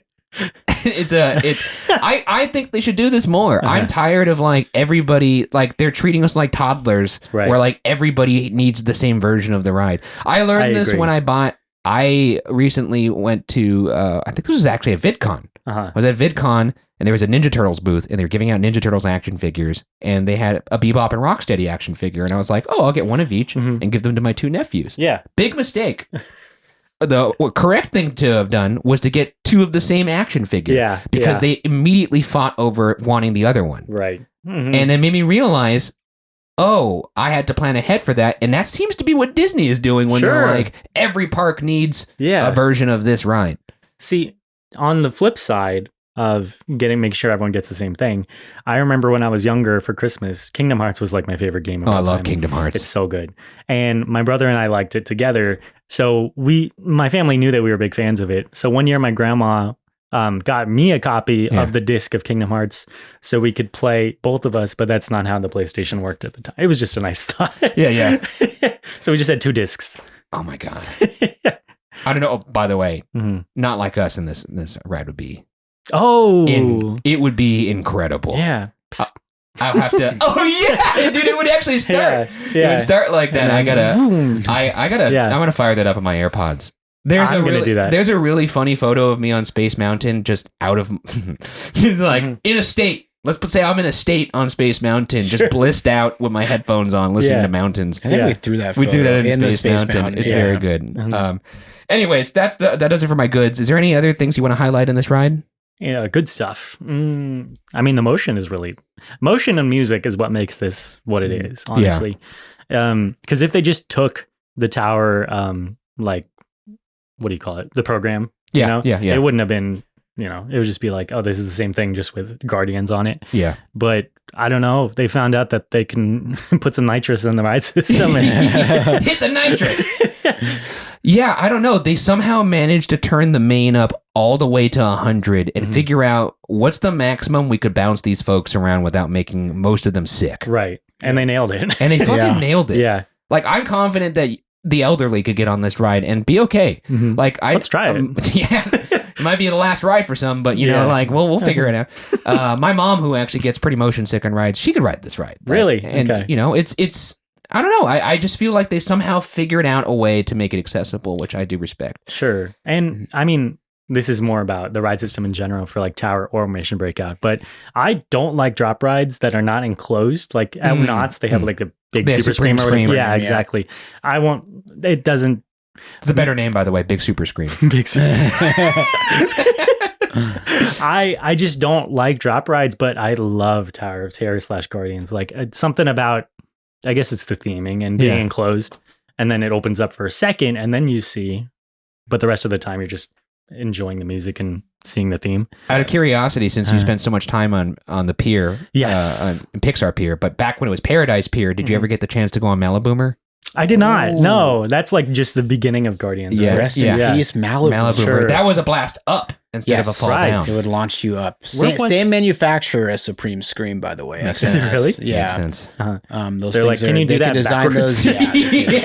We remixed that. Can you Tarantino this, right? Dr. Doom's Fearfall over at Islands of Adventure is the closest thing you'll get, I think, to Maliboomer at this point. We actually have a guest that may come on the show that wants to do that ride because they were an actor in the commercial of that show. Wow. And they had a commercial of that ride. And they had to ride that ride like 20 times in one day. Well, then that is the perfect guest for that. I'm excited. I'll have to follow back up with her.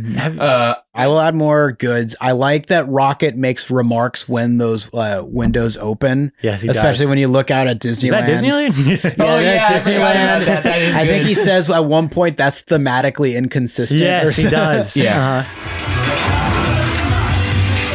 Disneyland? That's thematically inconsistent.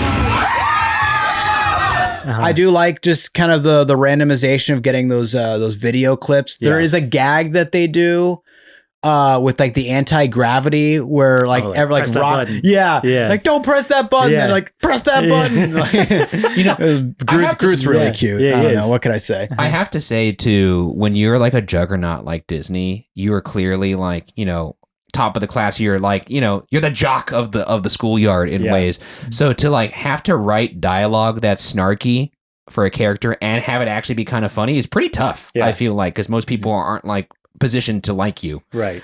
So Rocket being genuinely funny is an accomplishment, Sure. I think. So I just wanted to give kudos to whoever was responsible for writing Rocket in this ride, because he did a good job. Yeah. Not that my approval means anything to you. Anyways, moving on to the bads. Not many, honestly. I really do like this ride. I do wish there was more practical show scenes in the ride as opposed to screens. Sure. Everyone who knows this podcast knows I hate screens. I understand the necessity of them in many cases. In this particular case, I don't know if we needed 3 screen scenes. Yeah. Good point. I feel like we could have had some sort of practical room. Right. I don't know. Am I crazy for like wanting? I feel like that's not too much to ask. No, because even Tower it was like a Pepper's Ghost thing. Like there was a Pepper's Ghost there was a hallway. stage. Yes, it is very heavy on screen. They even had the mirror scene, which was really cool. Yeah. I mean, even just one show scene that could have taken over that hallway scene in the original Tower of Terror would be enough for me. And I don't know what would be in it. But you know, I would have liked to give the Imagineers the at-bat there. Yeah. I could see that. As opposed to being like, let's bring in James Gunn. I think there was no disrespect. a missed opportunity for some kinetic energy in the lobby area. Yeah. Especially since you do have those floating cages, it would have been cool if they found a way to give them kind of like a little like that levitation like bob to it. Yeah. It'd be kind of neat. Just give it a little bit of that life.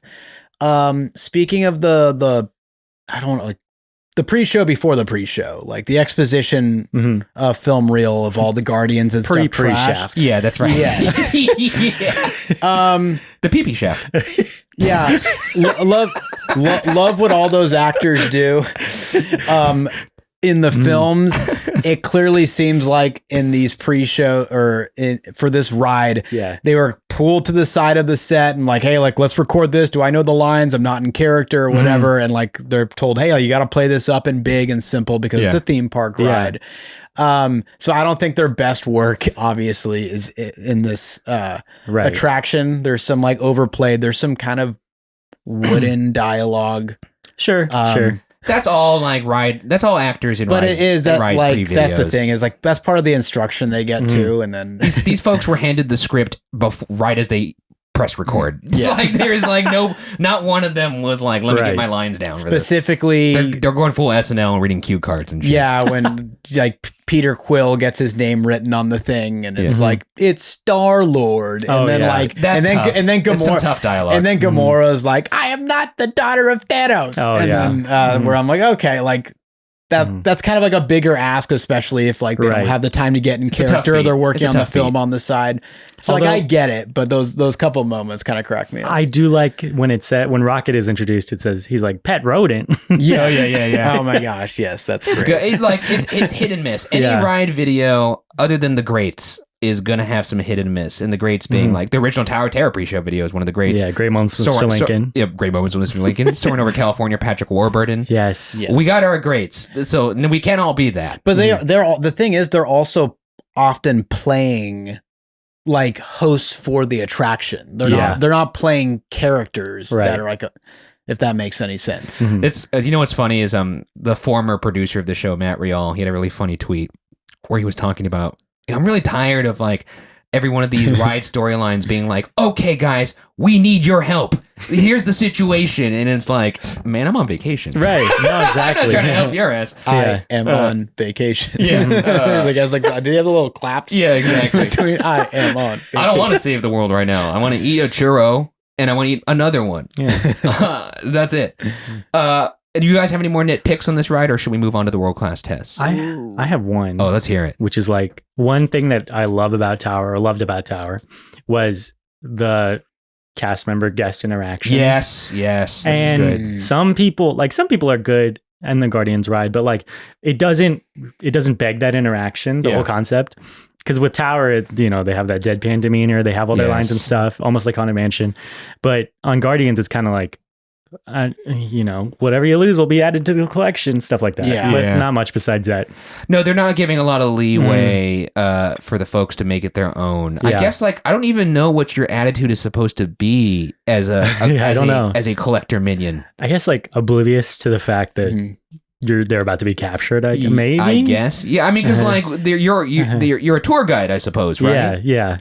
So I don't know. I think it requires an energy level that you don't need for Tower of Terror. Like if you're tired, you're having a rough day. Like same with like Rise of the Resistance, you could just be an asshole. And that's you're in character. It's great. Yeah. Just, Well, that's one tweak they could do is like maybe if they change the storage room where you're actually loading into the elevators, those people are helping you escape. Like kind of like the Rise of the Resistance ride ops who are strapping you in when you get into the vehicle. They're like, come on, you got to get out of here. They do play hints sometimes. I think that reminds me. Yeah, they do like like Rocket, they're all yours. They often say like right before they close the thing. I guess they do that. Yeah, like, all right, Rocket, they're all yours. So like they are, I guess, in on it.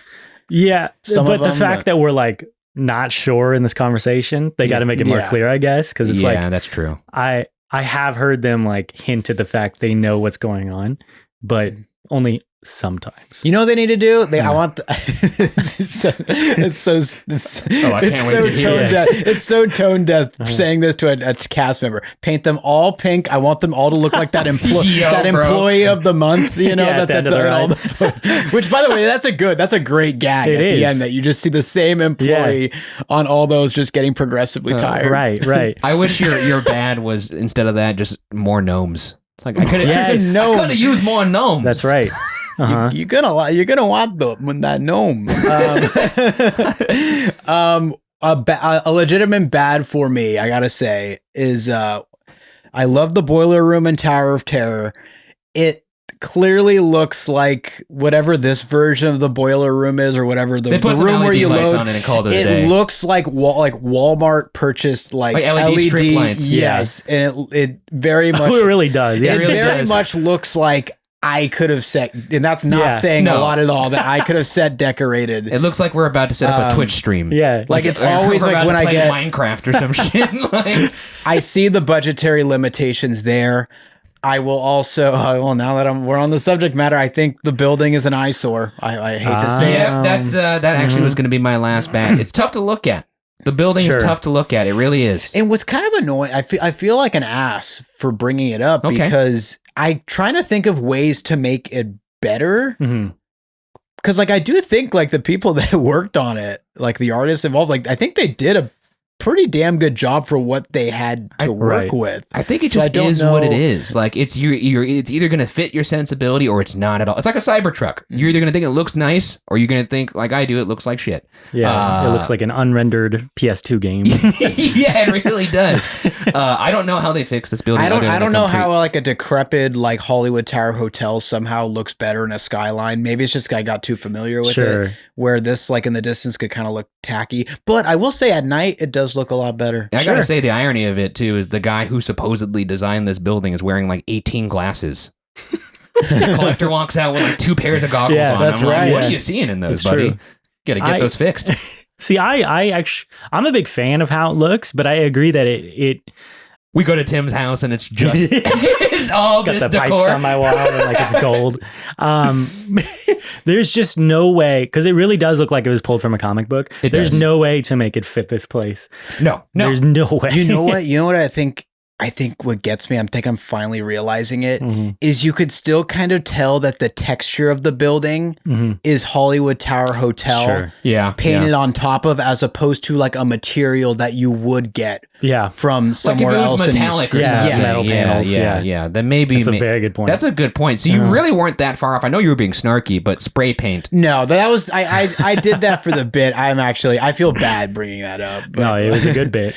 Well, actually, one thing too, and also because the turnaround time to actually like considering they closed Tower of Terror, it was very quick. In like 4 months later or whatever, which is why I was surprised to see a walking rocket. Yeah, because they must have done so much of that in Burbank. That's true. Yeah, they just transferred it over. Also, before Tower even closed, they were stripping it down. Like they took the Hollywood Tower sign off before the ride even closed. Yeah, and then immediately the scaffolds went up. I'm pretty sure. Oh my god, could you imagine? There's probably somebody out there or somewhere those letters are somewhere. Yeah. The Hollywood Tower Hotel marquee. Yeah. Could you imagine someone just had a H? I bet you John Stamos has one of those. He's got everything. Because he's got that giant D. Yeah. The sign. So I've heard. The sign.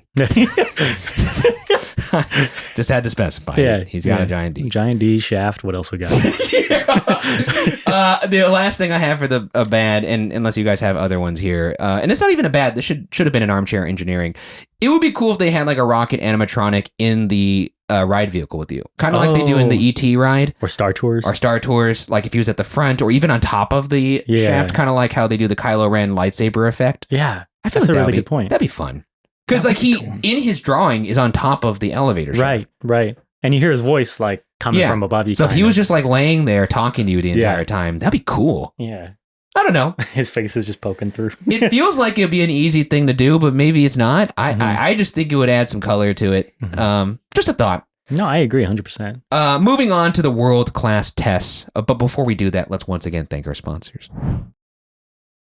And we are back. It is time for the world-class tests. This is a rubric of 10 tests painstakingly devised by Byron and myself to determine if an attraction is world-class. Oh, we're getting to receive the highly coveted world-class pass, the attraction must pass 7 out of 10 tests. A score of 6 out of 10 leaves the attraction up for debate for world-class pass standing, and anything lower than 6 out of 10 is an automatic fail.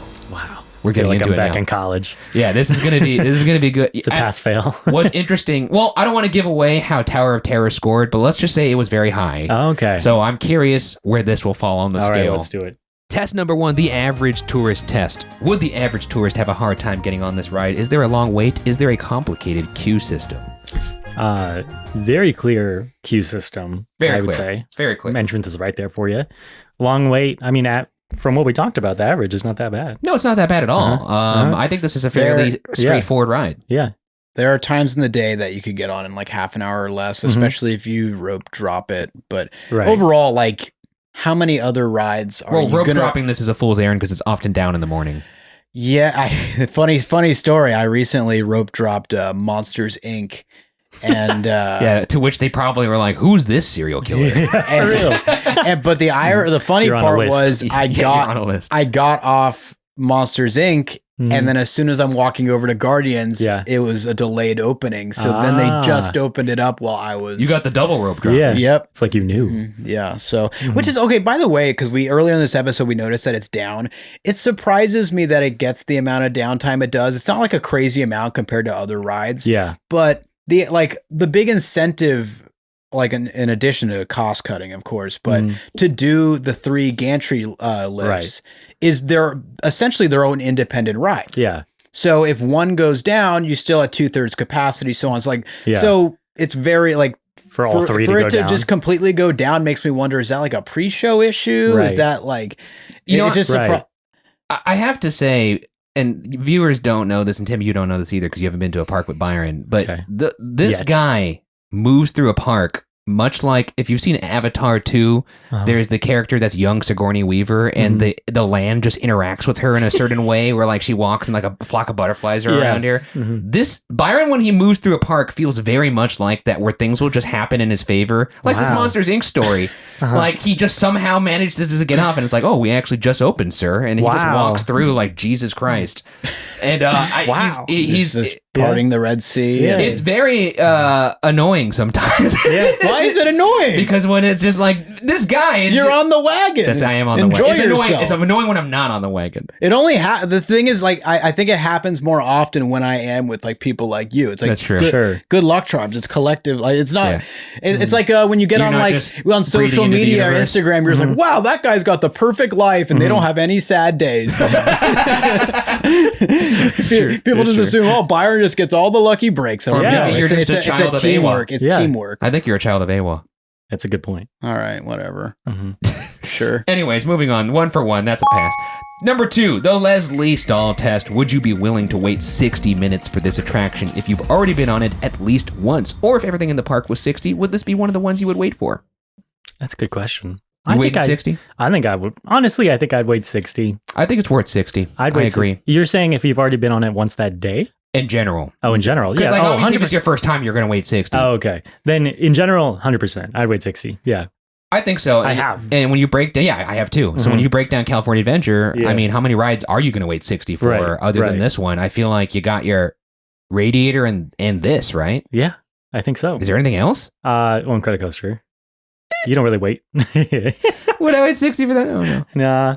Yeah, I only ride in credit coaster if it's like 30 at most. I would have had to have 2 line beers from Lamplight Lounge. Yeah. The thing is, in credit coaster, it's like too often it is 30 minutes or less. So that's true. Where like Guardians is like usually an hour. So if you're like, if you have that hankering that day, it's like, I don't know. I've done it a few times. done it. I've waited the hour. Yeah. Well, one important thing, since we're talking about wait times, my friends came from Florida 2 weeks ago, right? And they're Florida people. Yes. And one person who had never been to California said to me, "Hey, why does Disneyland inflate the wait times?" And I was like, I never noticed that. But I guess if I see 75, I probably expect to wait 60, 50, Yeah, they don't want to, they never want you to wait more than's advertised. Yeah. They'd rather make you feel like you got a bargain. Right. And then in addition to that, I mean, you could also argue that, I know what you're about to say. If it wasn't as crowded of a day, you'd still want those wait times at 30 plus minutes. So people would be like, I should probably buy that multi-pass. That's true. Or that Genie Plus, Yeah. So I think Genie Plus is no more apparently. Oh, is it? That's now right. it's the multi-pass. Even in California, even Disneyland? Changed here too. It's insanely similar. I guess the biggest difference at this particular moment, by the time you listen or watch this, has probably changed three more it's hard for me to keep up. But currently, on the day of this recording, I think it's the biggest difference is that Disney World, you get to reserve up to 7 days in advance if you're a hotel guest. Yeah, that's nice. I don't know how it is for just like if you're not a hotel guest. Yeah, but you can only reserve 3 before you go, and then of course as you go on rides, you get more. Like you open up. But on top of that, each park has like different tiers. Where so you can only reserve one ride that's like in that e-ticket category or most demand, and the other 2 are more supplementary. Yeah. Until you actually get in and go on that first ride, and then you basically unlock. I don't know. It's sorry. It's so it's so complicated. That's what I was going to say. I don't know how regular people that are just going for their like once in a lifetime, like how the fuck are people figuring it out? But I guess they are. Disney's made it so hard for first time guests to plan their vacation. It's impossible. The moving goalpost. Right. It's like, what? Are you going to go visit Blue Bayou during your vacation? No, you had to reserve it 60 days in advance, like at 4 a.m. or something. To have a chance. To have a chance. Yeah. And then, say you brought up the paper fast pass. Every time I hear paper fast pass, I'm just like, if you paper pass, like, you've never been to a Disney park, like, okay, maybe you did like the first hour, you're like, what the hell is going on here? And then you could figure it out. No, exactly. By midday and have a chance. And versus now with the digital stuff, it's like everyone who knows it They've already booked everything by the time you figured it out. they're like, That's true. Yeah. I'm already zooming past you wearing sunglasses because I heard I've you have already this, figured this bad boy out 60 days ago. This Two Guardians line coaster, beers in my hand. Yeah, dude. It's like that guy's from the future. I wanted to ride this Guardians coaster. Was he riding a Yeah. Segway? Yeah. How did he get a Segway into the park? Did you get up at 7 a.m. to? The boarding pass is no shot that a normal guest will figure that out. Like it's insane, especially when Rise first opened and they did it. Oh gosh! Within 3 seconds. If I boop, I'm out. Oh, I'm no, out. no. Yeah. If I told my father growing up when we were going to Disney parks that he had to wake up at 7 a.m. to reserve a pass, he'd punch me in the face. No way. There's no way that's happening. Yeah. All right, that's a pass. 2 for 2 for the Leslie Stahl test. Moving on to test number 3, the smartphone test. Does the queue of this ride have enough to keep you off of your phone? I think it does. Yeah, I think so. I mean, it's as good a queue as you can get. I mean, there's the gardens outside, which you're not waiting too long in usually. Right. And then almost not enough time in the lobby room. Right. And then you got the pre-show room, which has your rocket animatronic. The only place where you get kind of antsy is in that storage room, but even then, pre-show. still enough. Still enough there. I think this is a pass. Easy for me. I tested this the last time I went on it. Actually, not the last time. The last time I went on it, I barely waited. What was By that the test? way, You just kept your phone in your pocket? Yeah, I'm like, would this pass? Because I'm like, I know this episode's coming up, so I got to try this. Yeah. So it wasn't the last time. Because the last time I did it, they started Monsters After Dark already. Oh, really? Okay. And what I realized the last time I went is if you actually go at 3 p.m., if you go at 3 p.m., they have already started Monsters After Dark, which by the time you listen or watch this, you have to try next year. Yeah, that's right. But if you go at like 3 or 4 p.m., they've already started Monsters After Dark. Yeah.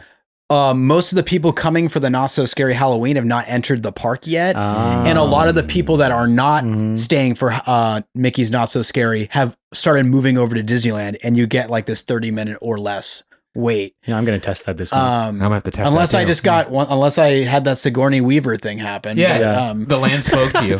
Byron is living with the land. But the last time I did, like the last time I waited about like the time before that, I waited like 45 minutes to 60 minutes. I'm like, let's see how this goes. And I did like listen to some of the audio bites outside. I'm like, oh, they have these weird ass like planter things. Like Joe Rohde was clearly feeling himself like on Pandora and like had some of that like.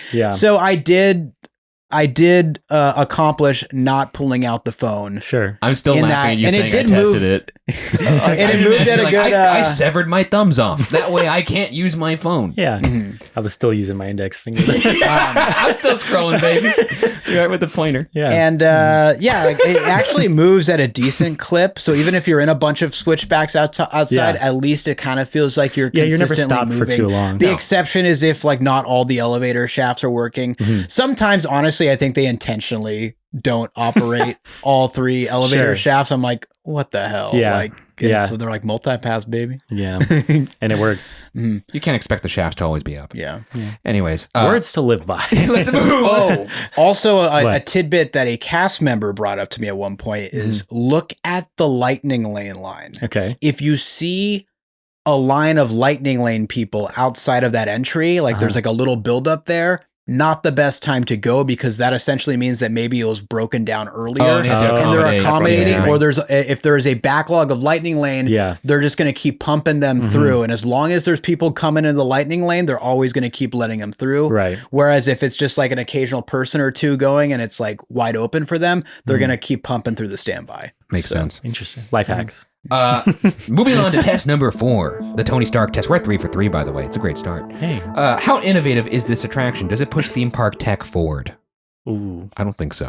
Can't say it. Honestly, no. Well, because it's Tower Terror that did all the intervention. I don't know why I couldn't say that. Intervention, yeah. So I feel like it's kind of just coasting off of that, right? Yeah, I mean, like the only thing I could like, it'd be a reach is like how they like film the footage to work with you bouncing. That's what I was going to say. Come on. But I still, I can't confirm it hasn't been footage. I can't confirm it. Something like that hasn't been done before. Right. And I don't know if it really takes theme park tech forward. Yeah. Sorry, I was holding back a burp there. No, you're good. No, I didn't even notice. Yeah. Oh, well, now you all know. I'm kidding. I definitely noticed. No, I don't think this is a pass. I think that's fair.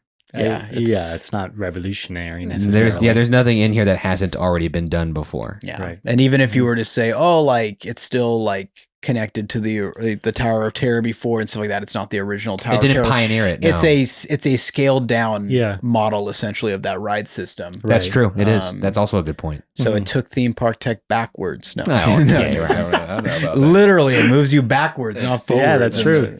That is a fail. Moving on to test number 5, the Hollywood test. We're at 3 for 4. Okay. Can this attraction be adapted for the silver screen? Does it have a comprehensible story? It came from a movie franchise, so obviously it has the juice to do that. It has the world building, and then on top of the world building, it does have a coherent story as well. And you are part of it. Yeah, and they really crush this. No, I think it's a fun time. Perfect amount of involvement. There's something like of accomplished, make it feel like you're helping them out by simply just like raising your hands and getting the scan. I think that's really creative. Right. I don't have clearance. My hands don't scan. Yours do. If you raise your hands, I get the clearance and the chaos begins. It's a foolproof plan. And then after, I just want to turn my brain off and have a good time. Yeah. I don't want to be thinking about being involved and like getting other stuff done. Yeah. You know, checking Slack messages and stuff like that. Like doing the Star 100%. Cruiser. I guess like also if you're like, if you make people feel good about their involvement just by answering this question correctly, which is the question of, are you a raccoon? And if the answer is no, you're going to help out. Yeah. You're going to have a good hit rate with that. Yeah. You know what, Raccoon Rocket? You're right. I don't have raccoon hands. Right. I got human hands. That's all they wanted. That's all I wanted them to ask me to do on the Star Cruiser. Is just raise your hands. Raise your hands. Not check like a million Slack messages for 2 days. It's part of the experience. We could get into that later. We're going to do a Star Cruiser episode eventually because, my goodness. Let's move on. That is a pass, 4 for 5, halfway through. Test number 6, the Simpson test. How likely is this ride to be replaced with something new, a la the Back to the Future with the Simpsons? I was going to say, why is it called the Simpsons test? Because then I realized I'm the most salty about Back to the Future being replaced. Excellent ride. It's an incredible ride, replaced with a true abomination. Does it exist anywhere anymore? No, it doesn't. Not anymore. For a brief moment, it was in Japan, I believe, but no longer. Did they turn it into Simpsons? I don't think so. I could be wrong on that. I don't know what. I don't remember. I have to do some research. I'm wondering if they trashed it for the. God, it's so violent. Trashed it. They fucking trashed that shit. That other roller they took the trash compactor from Terminator and just squished it. I was thinking like they TP'd it. They like fucking egged it. Yeah, because the Japanese love doing that. They love vandalizing. Yeah. I'm a half Japanese. And I could tell you we're a rambunctious kind of breaking the rules kind of people. The Simpsons test. Look, I don't know. This is really tough because I would have never thought Tower would be replaced. So the fact... Wait, can you repeat I'm sorry. We got on a tangent. Yeah, we got on a tangent. Do you think this ride's going to get replaced? Do you mean in the near... Because I assume most things are going to get replaced, period. No, Pirates never going to be replaced. Don't say never, but... Dude, come on now. Peter Pan never going to get replaced. That's true. I think a lot of rides are going to stay forever, but... That's why? Is it one of them, though? And I count a reskin because we just did Tower of Terror as keeping it or changing, or like changing the IP completely in the storyline. I count that as changing. Okay, and we just did Tower of Terror that passed this because there's 4. There's and the odds of all of them being gone very low. Well, here's the thing for this ride in particular, they're cashing in so hard on Avengers Campus. They are. I can't see them just like getting rid of that tower anytime soon, or else they'd have to get rid of the whole land. Correct. Yes. But then they also they got rid of a Bugs Land once upon a time. But I think it depends on the success of the Marvel movies in the near future because they've been doing. It's been rocky lately, but they did announce the 2 new rides in Avengers Campus. I'm gonna say I can't see it, but again, it's only for like the foreseeable future. This one's very tough. It's among the most tough we've had for this question. Yeah. Also, to be fair, Bugs Land, not that crazy. You're You removing know what? You're Heimlich's right. choo-choo train. So Put some respect on Heimlich's Heimlich's choo-choo train. So good. One of the best late night rides. Absolutely. I just looped that. The cast members like, what are you doing here? Yeah. I thought I was done for the night. What are you doing? They here? probably This have- empty caterpillar. they had like PhotoPass photographers taking pictures of you just so they could have your face to hand to the police That's later. right. Mm-hmm. Boys in bed. You can still hear him say that stuff at the Pixar Pier games. That's awesome. Right. I love He lives him. on. Mhm. Oh, I legend. think I'm going to wet myself. It's so good. I'm going to be honest. I think that, in 10 years or so, we'll see how things go with like the IP that inspires this land. I could see a world where everyone takes off their recency glasses and realizes that Avengers Campus kind of sucks. I don't think. I think those glasses are already off. No one is like Avengers Campus rules. I don't think I have was them on. being generous. Yeah, It's still like, I don't own glasses. No, Here's yeah, the I know what you thing. mean. I'm just like amongst theme park heads, like sure, but Yeah, it's yeah. still very crowded. People like it. Avengers Campus. They like seeing that And Spider-Man. I was flip. going to say the Spider-Man thing. Yeah. Although I often see that at like half an hour or less. Yeah? It's pretty wild that how new that ride is. Oh no, we're It's not- talking about the guy that does the flips. The flip. Oh yeah. That's pretty cool. Yeah. like people stay around for that. But like Spider-Man Yeah. ride, like Wetslingers. yeah. It is kind of funny that when you boil it down, it's really just a bunch of people waiting to watch a robot do gymnastics. He did what he was programmed to do. Awesome. Let that guy compete in the Olympics. But I could see a world where they're like, it just depends on how well the IP progresses. Exactly. But I could see where they're like, this plot of land, like we could do a different land based on this new IP that Right. And then if that happens, then what the hell is Guardians doing there, just looking like an eyesore by itself? I'm failing it. I'm saying it right now. I'm failing it. I could see failing it? I could see it. I never would have thought they would have got rid of And- Tower. Yeah. I don't believe in Avengers Campus long term. That's a good point. I'm calling it. I think it's And- going to be gone in 15 years. Time of death. Dare I say it? The reason why, like a lot of the the textures of the building and the shape, and it's just kind of like very simple stuff, like put on like intricate. Yeah. I make the joke of spray paint, Yeah. but is that potentially they're like, hey, if this doesn't work out, we'll just we could switch it to anything else. Right. Like we could put it back to Tower of Terror if we Yeah. want to in 4 months. Anything heavily attached to an IP, I'm always a little nervous about. Right. There are certain exceptions. I think Cosmic Rewind, just because the ride is so spectacular, Yeah. it would be hard. But this is already a reskin. So Yeah. it would be fairly easy for them to reskin it again if they had to. And I mean, just imagining this ride in 15 years and a Guardians film maybe hasn't come out in that amount of time. Yeah. I don't know, man. It's like, I completely agree with you guys, but I also can't see like how much they're investing into abandoning Avengers. the investment. That's a good point. It's like, unless it fails spectacularly, like this new ride and the Tony Stark ride or whatever, then it's sticking around Flight for Lab, right? Flight Lab, something like that. But I can totally also see, it's just we're at the advent of like this thing becoming bigger. Yeah. Yeah. So it's hard for me to say. We haven't seen the branches form yet. Exactly. So for me to say that the roots are going to die soon. How much of this hinges on that Avengers Oh, ride? so much. A lot, I think right? so Yeah, much of it does. so much. Because then it becomes a much harder land to get. Because even if like the Marvel hype dies down over the years, if you have like another e-ticket attraction, right, that has enough like revolutionary stuff going on where that becomes hard to reskin, then it could. Yeah. Good point. I'm gonna go with my gut. I actually fail do. it? I think I'm gonna fail. I this is tough though. I don't feel good about it. Yeah. I don't feel good about it either, but I agree, honestly. So you're going pass or fail? I think I'm going to have to. 100 years from now, writing a Guardians of the Galaxy ride seems insane. So unfortunately, I do have to agree with you. But like, I can't picture that happening anytime soon.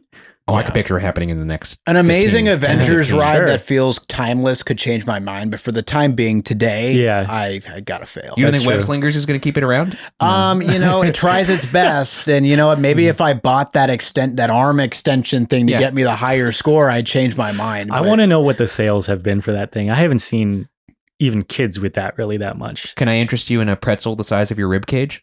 No, but I do like that's next door. I will say I got a coffee there that at Pim's Test Kitchen? that really like Was it really big or really small? It was just a regular sized coffee, Well, but it did it did put big numbers on my cholesterol. I'm sure it did. But it was one of the most delicious coffees I've had, but it's basically a milkshake with some caffeine in Nice. I'm interested. And I'm usually more of just a black coffee. I Really? call anything, if you put milk or sugar in a coffee, I call it dessert coffee. Oh, you're It's like me not- with popcorn. It's that's right. You're a purist. Anything with butter and salt, it's funny corn. Funny corn. I don't like that funny corn. Get that cheese corn out of here. Yeah, the Popcornopolis, not your game. If I could, I'd burn everyone to the ground. Are you saying you like butter or you don't like butter? Butter and salt is the maximum you could put on popcorn. It's a beautiful thing. You don't need to dress it up. That's all me. Yeah. I just when you're like, people are like, oh, I want some cherry flavored popcorn. I'm like, ew, get out of here. I agree. They used to like do theaters still have that powder? The freestyle station? Yeah. People over there making some abominations. No, It's kinda like, I don't get it. No. It's because if I want to eat popcorn, I'm looking for that flavor. Exactly. I'm looking for the buttery popcorn taste. I don't want. Yeah, don't make everyone into like a chemist. Yeah. Like, anyways, that's a fail. Yeah. That was hard. Moving That was on to hard. Yeah, and I really had It's to. still hard. I don't feel good about it. No. So let us know what you think in the comments. Test number 7. We're at 4 for 6. The signature moment test. Can this ride hold its own without its signature moment? Is it a one-trick pony? Without its signature moment being... That's tough because there's Tower of Terror. There were so many signature moments. Like, because we're talking about the Walt Disney World one. You could say the fifth dimension move. When you move forward is that. You could say like the first drop sequence. You could even say some of the stuff in the queue. I mean, this particular ride... I would say the signature moment for this is when the music starts and you pull back and you get shot up, like that whole thing. This is the moment I've been waiting for. The rocket unplugs you and starts things rocking. Now show me those hands, people! Clearance, let's roll. Yeah. But then you could include all the drops if you want to. Yeah. Like even if you bundled like, okay, like what if I had no drops, which is kind of unfair to be honest. Yeah, that's like saying like what if a roller coaster didn't roller coaster? Yeah, exactly. What if Space Mountain wasn't a roller coaster? So we're isolating the moments. Like the show scenes, like take out any one of the show scenes, you're fine. You take out. I think the story building is compelling enough. I think so. I mean, if you took out the rocket room, though, with the animatronic, I'd be pretty fucking pissed. Yeah, that to me is a signature. Oh, I'd be pissed, but that means you still have the awesome like drop. No, sequence. it's still a good ride. This is a tough one because like I do think in some ways it's a one trick pony, but it subverts that trick a bunch of different times. So you know what the best indicator of this is, by the way, is that so many people were skeptical and pissed off that they were losing Tower of Terror, in which everyone knew that they were still going to get a drop sequence.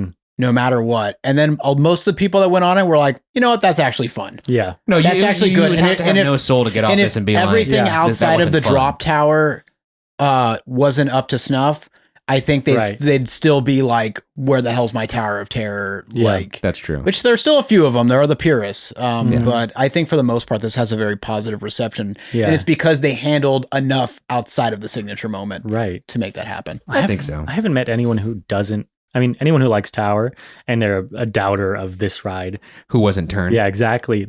I've only met people who go on it and they like it, but it's a matter of like, which one do I like better? You know, I haven't met anyone who like hates it. No, everyone enjoys this ride for its own merit, which is really tough to do when it replaces something that everyone loves. Like people don't usually give that level of nuance to an attraction, especially Disney Parks fans sometimes. I don't know why I just envision like one of those like conceding like New Yorkers who has to like finally force himself to be like friendly and do like, hey, you're not that bad. Like, Hey, you know what? You're all right. When I said fuck you, I actually meant fuck me. That's what I meant. You're all right. Yeah, I had like once like, you know what, you guys from California, you're all right. Yeah, like, exactly. That's a pass then. That's a pass. That's a pass. Okay. All right. That's a 5 for 7. We're going to move it to the last 3 tests to find out the fate of this ride. But before we do that, let's once again thank our sponsors. And we are back. It is time to reveal the fate. We are at 5 for 7, moving into test number 8, the premature detraculation test. Does this ride finish too soon? I think it's I think it's a good amount of time. I think it's a good amount of You time. satisfied? Yeah, I'm satisfied. By the length of the shaft? Yes. By the time the ride pulls into the station, I have finished. It's good. It's a good ride. I mean, I really don't think I could take any more, to be honest. Yeah. I'm not even trying to be that anymore. I'm not like, I really don't think I could go longer than this ride does, because I'm seriously not trying to be a weirdo right now. I truly think if there was more runtime to this ride, it would be bad. Right. Like I think so. Yeah. It would jumble my brain in my skull to a degree that I couldn't talk anymore. Sure. Yes. It's an elongated drop sequence at this point. Like they Right. scrapped like the pre-scenes like you get like, Which I do miss. with the suspense building. Yes, I definitely miss it. But at least you get compensated with, you get more action. We're just getting all like straight to it, all drops. Yeah. I'm never disappointed with the amount of ride time you get on this. No, I think this is a pass. Sure. Mm-hmm. And even at the end where you think it's over and then you get shot back up again. It's Oh, yeah, we that's got so good. that's dessert right there. That's really That's dessert. right. And it's like a full drop too. Yeah. It's not like a little It's really good. I completely forgot about the bonus drop. Mm-hmm. That's a pass. Moving on. 6 for 8. We are now in debate land, which means we could debate it. By the way, backdoor good airtime. A lot of good airtime. Well, obviously it's a drop, Ryan. well, like a lot of like I like because they have like the sudden like drop, Yeah, like yeah, the yeah, jolty drops, and Yeah. then there's the ones where it zooms you up, and then you kind of like float, and you get that It's really that good. floater Yeah. airtime sensation, Mhm. kind I've of like the definitely 0G feel. I've It's seen really plenty neat. of sunglasses or like backpack just floating in this ride, Yeah. and it always freaks me out. I'm like, how often do you think things fly out of this ride to the floor below? It's, Right. It kind of shocks me. It doesn't happen more often. Yeah, good point. Because I see things all the time on this ride, just like flying around in there. Kind of shocking. Anyways, test number 9, the exit hall test. Do you see people be physically excited getting off of this ride? Do they have that bounce in their step? Yes. I think so. Mm-hmm. Everyone is so stoked after this ride. It's the same thing as Tower. They're Everyone loves it. you're literally bounced. Yeah. And Like everyone the whole is like ride. laughing. Right. It's Yeah. a joyous Yeah. experience. And they're playing more Guardians music in They the are. hallways. You know? Yep. You got some funny things from Drax as you're walking out. Yeah. What was it? Oh wait, is that where you get the thank Drax? Yeah, he's like, that was like right after you get off the ride. He's I like, think, yeah. thank you guys for riding the ride. And he's like, why are you thanking them? They did nothing. Yeah. Thank me. Thank Drax. It's pretty good. 7 for 9. Hey, it's a world-class attraction. Woo! Let's see if we can get this score up there though. Test number 10, the final test. The fine wine test. Has this ride aged well? Has your opinion of the attraction appreciated or depreciated since you first experienced it? Or if it's a new ride, do you think it will age well? We're now, 7 years removed from this opening? A little over 7 years. I personally think it's aged well. And that's despite Marvel's brand going downward. Sure. Yeah, that's true. I think that's hard. It's been paddling upstream for a bit here. I think a big part of it too is when you go on the ride, it's kind of like it takes place in the glory days of Marvel. Yes, You know, so it's not like, it's not new. It's the most coveted experience at Avengers Campus, even though it existed before Avengers Campus. Yeah, it's true. Well, there are people where this is their number one ride in California Adventure. Yeah. Like the wait times, like the average of wait times, I feel like has only gone up over the years. Yeah. Right. I think the word of mouth has helped that. Like I think that people that like aren't even into parks that much often are like, this is the ride I want to go on the most. Yeah. Like I think this is almost more than Radiator Springs, I feel like at this point. You'll hear like someone who's not insanely like nerdy about theme parks be like, oh, I love Guardians. Guardians is the one I want. Like Right. is my priority when I go to. Yeah, 100%. I almost wonder, and I'm genuinely wondering this, if you were to ask most people, what do you think is the best drop ride in the world? There probably is a lot of people that would say Tower of Terror, especially Sure. those that are parks fans and grew up with it and love that. But I also think there'd actually be a fair amount of people that would say this ride. I would. Tim, Yeah. and that man is Tim Millis. Tim Millis thinks this is the best That's right. drop ride in the world. You know what? And I'm not going to even mock you for that, because like honestly, I get it. Like it's almost like asking what font you like better for a word. Sure. Because like they both have the same substance. Comic Sans. You know what? You struck me as a Comic Sans guy. I still think I'm a little OG Tower of Terror, but I if think you the were to storytelling's better. strip it all down and be like, hey, drop sequence. This Yeah. is my favorite drop, which Sure. is randomized. You get like some better ones than others, but Yeah. I think That's a good way this to is put the it. more this is the most. I can't think of another ride that you get more drop on a drop tower because Right. like general This is like the droppiest amusement drop ride parks of all time. you get like one, and Right. then you get like the little float up and like secondary, but you don't get like 8 legitimate drops. Sure. You don't get the thrill of like also getting like shot upwards as well. Yeah, that's true. great. So you're actually like, essentially getting like what, like 15 plus 7 drops at least. Like, but Each yeah, ride. you add like because they almost serve like their own little launch. Like, Yeah. so you kind of get like 15 or so like thrill Right. elements. 'Cause I was also going to say, like, when you're doing the bouncing thing, when you're watching the whatever it is, The screens. Yeah. if you launch up after that, it's almost like you kind of got like slingshotted because it goes Yeah, down a little yeah, and yeah, then it yeah. gets shot up. It's a fun sensation. Mhm. It's if you are a person that's simply in it for the thrill and you like drop rides, you're probably going to think this is the best drop ride in the world. But Sure. if you're a person that's looking for the best ride, Mhm. I think Tower of Terror is still the better ride. But Fair. I can't argue with the drop sequence being better on this. Sure. I just feel like the precursor, the build of the fear factor that comes with Tower of Terror makes the drops feel more substantial. But in actuality, yeah, the drop sequence in this is kind of unmatched. Yeah. As much as it pains me to say. It was like Joe Rohde's like, what did Joe Rohde compared it to?